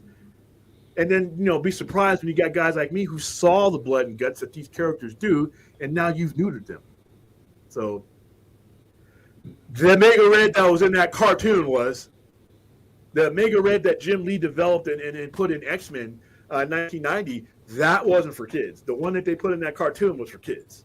The Apocalypse that's in that cartoon, that is not the Apocalypse that's in the comics. Apocalypse is brutal. Apocalypse is a mass murderer who references, remember, ecstasy. Oh, Lord. That's hilarious. Remember Apocalypse, when his cullings referenced Hitler at one point. Because survival of the fittest and culling mankind of the weak.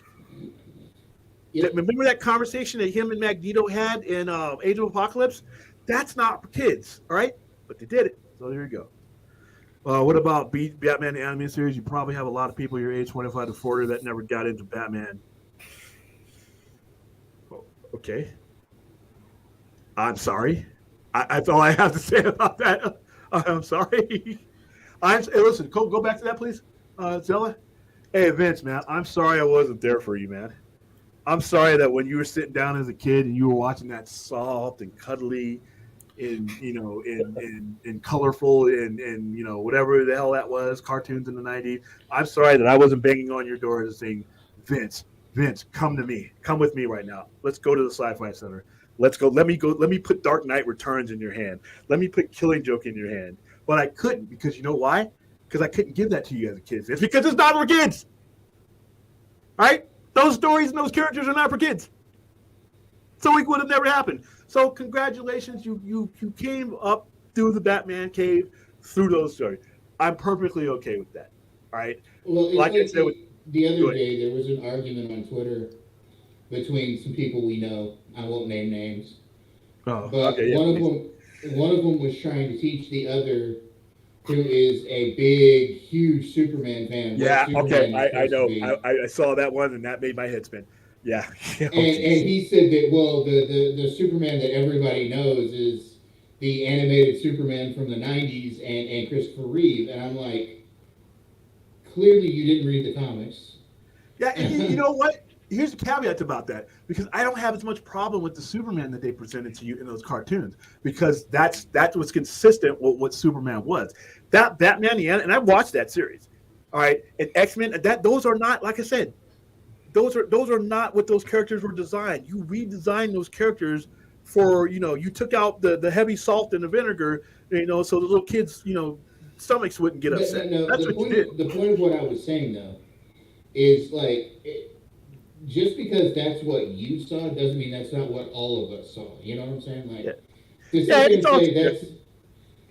and say that's the only thing that's culturally significant and that you're right and other people are wrong is just kind of, I don't know. Yeah, and like I said, let me clarify. For those of you guys that came in through that, you're not wrong. People just keep telling me, Willem hates animation. No, I hate that animation. you love it, congratulations, because you know what? You took that soft and cuddly Batman route, and we all ended up in the same conversation. That's how I feel about Star Trek. You came in through Lower Decks. I don't have much regard for Lower Decks personally, but you're now a Star Trek fan. It's like you come into the house through a different exit, but you all end up at the dinner table. So while I might have some issues with what you consider to be your first Batman, that is special to you. So I'm not knocking you guys for not liking, 90s animation. I'm just explaining why I can't stand it. That's all. No one's wrong here. All right, Cujo. Cujo was I thought Cujo was the Saint Bernard, right? Well, that's he was the Saint Bernard. Yeah. Dogs are fucking big. All right. So anybody else want to attack me? No, like I said, I have all the love in the world for people who love. You know what? I tried it. I just couldn't get into it. There's certain aspect of it I like. I don't watch it as much. But once again, I'm not gonna say just like I'm not gonna say you're an idiot or anybody for watching Batman the animated series. You're not. That's your way to get to this common table. And I'm happy that there's a Star Trek out there that a different type of fan than my else can come into my house with, and we can meet in the middle. I'm happy that it's there for you guys. I'm just giving you my personal disdain for the effects that I think that Batman the Animated Series had going forward. That's a personal thing. That's not a me telling everybody who watches Batman the Animated Series. Because listen, some of my best friends love that show. Some of them would not be. You're right, dude. You wouldn't be a fan without that show. And what would I rather have you not hear with me talking Batman, or would I have you watching that series? So guess what? It all comes from circle. So William, I completely agree with you on what your reasons for not liking it, but I still like the X-Men animated series. Yeah, and you are not wrong at all for liking it. Me, like I said, I have my issues, but once again, everybody has their point. Everybody has their doorway into this thing. I would rather have you into this thing and walk through that doorway. Even if you walk through a doorway that I'm not the biggest fan of, I would rather have you walk through the doorway through Lower Decks, through Batman the Animated Series, through X-Men the Cheesy Series, than never walk through that door and me never meet you and we never have this conversation. So, all in all, it comes out. Yes, we are going to do. I think what I'm going to do for Picard, because somebody asked for this today, and I think there's a demand. I will do a spoiler stream right after Picard airs at midnight. However, that following Friday, I think I'm going to do a live show here with a studio audience. Hey, Bill, how you doing? I think I'm going to do a live stream with the studio audience, like we did for Game of Thrones when we were watching Game of Thrones. Hey, William, we were talking about doing through my Twitch channel. We were talking about doing the Star Trek episodes for the shows that come out this year live stream. Yeah, because we could do it on Twitch without getting pulled off the air. Yeah, I was talking about doing it on Twitch if you want to do it that way. Yeah, let's get together on that because I love the fact that we have Star Trek to talk about, and I need to be talking about it. Listen, the James Gunn and the Marvel and the DC stuff is fun. We're running out of shit to talk about right now. We're all hovered around. Yeah, that's fourth. He really doesn't have the walrus tusk, so there you go.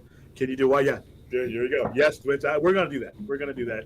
And I want to do it live. I want to do a live watch here with people. And then I want to do the post show with the studio audience. I want to have them at the Sci-Fi Center sitting here watching with us and then talking to them and putting a microphone in front of them. So it's not just you looking at the sleep snack and other people. What was I saying? So we are running. We're hovered around the TV looking for a trailer to come out tomorrow. That's how desperate we are for content and news. So I am so happy that Star Trek is getting revved up again. I'm so happy we have Dune 2 coming. Blade Runner TV series is coming. There's a lot of cool stuff to come out, and I've tried to balance the show to where we're not always talking about the same things, the same polarizing things. Not because I don't want to talk about them, but I just don't have anything else to add. I think I've added everything about any Snyder situation, any gun situation. I don't think it's healthy for me to dwell on it until there's something new. It's basically beating this dead horse, but at this point, and then resurrecting him and then killing him again, and then beating him again, Yeah. So, all right, guys. Anybody? Are we caught up, Stella? Can I say bye without? Yeah, Dune 2 is gonna be great. I don't want to cut anybody off because. Oh. Maybe I'll give Star Trek a chance. Give it a chance. What do you haven't been watching Star Trek? The last Star Trek I watched was Deep Space Nine. Oh Lord, dude, you got to watch Strange New Worlds. You know what's happening is that thick yellow layer that exists over San Bernardino. You've been breathing that shit in so long that you it's hurting you, man. You got to come out to Vegas a little bit and breathe this slightly less smoggier air. And I'm telling you, your brain is going to function differently. You're going to start liking the same stuff. You're going to leave Vegas thinking like me, Hey, I don't trust air I can't see, so. or taste or cut. In San Bernardino, you could cut it. The one time when we didn't have the smog alert, I was wondering if everything was okay. So, Fourth, what is it like to live amongst your own smog? I mean, your own smog. Oh, Your lungs are lined with it, so it's like being able to breathe in water, like being one of the one Atlanteans. You can pretty much. I could probably breathe in outer space after living in San Bernardino for as long we're as I did. totally different species out here. Yeah. It's like what Kevin Costner. If you come out to Underworld, San you got gills. Bernardino from a clean air place, you're probably going to choke to death. All right, sorry. You're going to be, what's that shit? Something burning? No, the sky has been burning since San Bernardino was created. Oh yeah. Oh yeah. I hope DC's out. Oh, dude, DC's out. I'm going to say this over and over again. All right, James Gunn, I know you're watching. All right, don't tell me we're doing Game of Thrones style and give me anything less than Game of Thrones style, and you know what I mean. All right, don't do it. I would say don't get your hopes up. Don't give me some ting. I want all 3Ds. All right. And if you're going to follow that storyline, there are some very uncomfortable things in that storyline that I hope you don't leave out. And we're talking about for the All I have to say about what he said, with the Game of Thrones reference for Paradise Lost, is I'm looking at you with the Ronin costume on, going, don't do that. Don't give me hope. We're talking about Amazon. We've seen how Amazons are depicted. All right. And those sailors, there's going to be just hashtag justice for the sailors after this one's over with. So I'll just leave it at that. A bunch of sailors get Me Too'd or what? No, they're going to be the one doing the Me Tooing. Yeah. There you go, Me Tooing. At the behest of the Amazons who can't really reproduce other Amazons without, I'll just let your mind go where it needs to go to understand where that is. So, all right, guys, I think we're done here. We went 302, so thank you, guys. I have done my job. I have shepherded you in from what was February 11th into Super Bowl Sunday, and I don't have a dog in that fight. But I will be watching it for the commercials. I will be watching it here. I will be eating wings with some people, some fun. I will be working on my store, but I will be watching everything, and I might get on tomorrow. If the Flash trailer is so epic that I just can't shut my mouth up about it, positively, I'll jump on for a little bit. But right now, that's it for the week. I will see you guys next week. I am streaming a whole lot. I looked at the show list that we've done in the last 2 weeks. I understand why people think I kidnapped Enosh. But it's been fun. I mean, Aren't you keeping him in the basement there at the shop? What's up? Aren't you keeping him tied up there at the shop? I mean, that's what I heard. Yeah, while I rob him. Yeah, it's going to be Eagles or whatever. Whoever's winning is going to be by 3. So, all right, guys. Thank you, Fourth. Thank you, Dave. Thank you, Stella, for monitoring the chat. That's it. We are done. And let's make sure that I get the right. I need to. You know what I'm going to do for the next time? I'm going to get a new intro. Now that I'm like cooler now with better stuff, I need a better intro. But until then, we'll go out with this creepy one. See you later, Choro. All right, last words, anybody? Nope. All right, see you. Bye.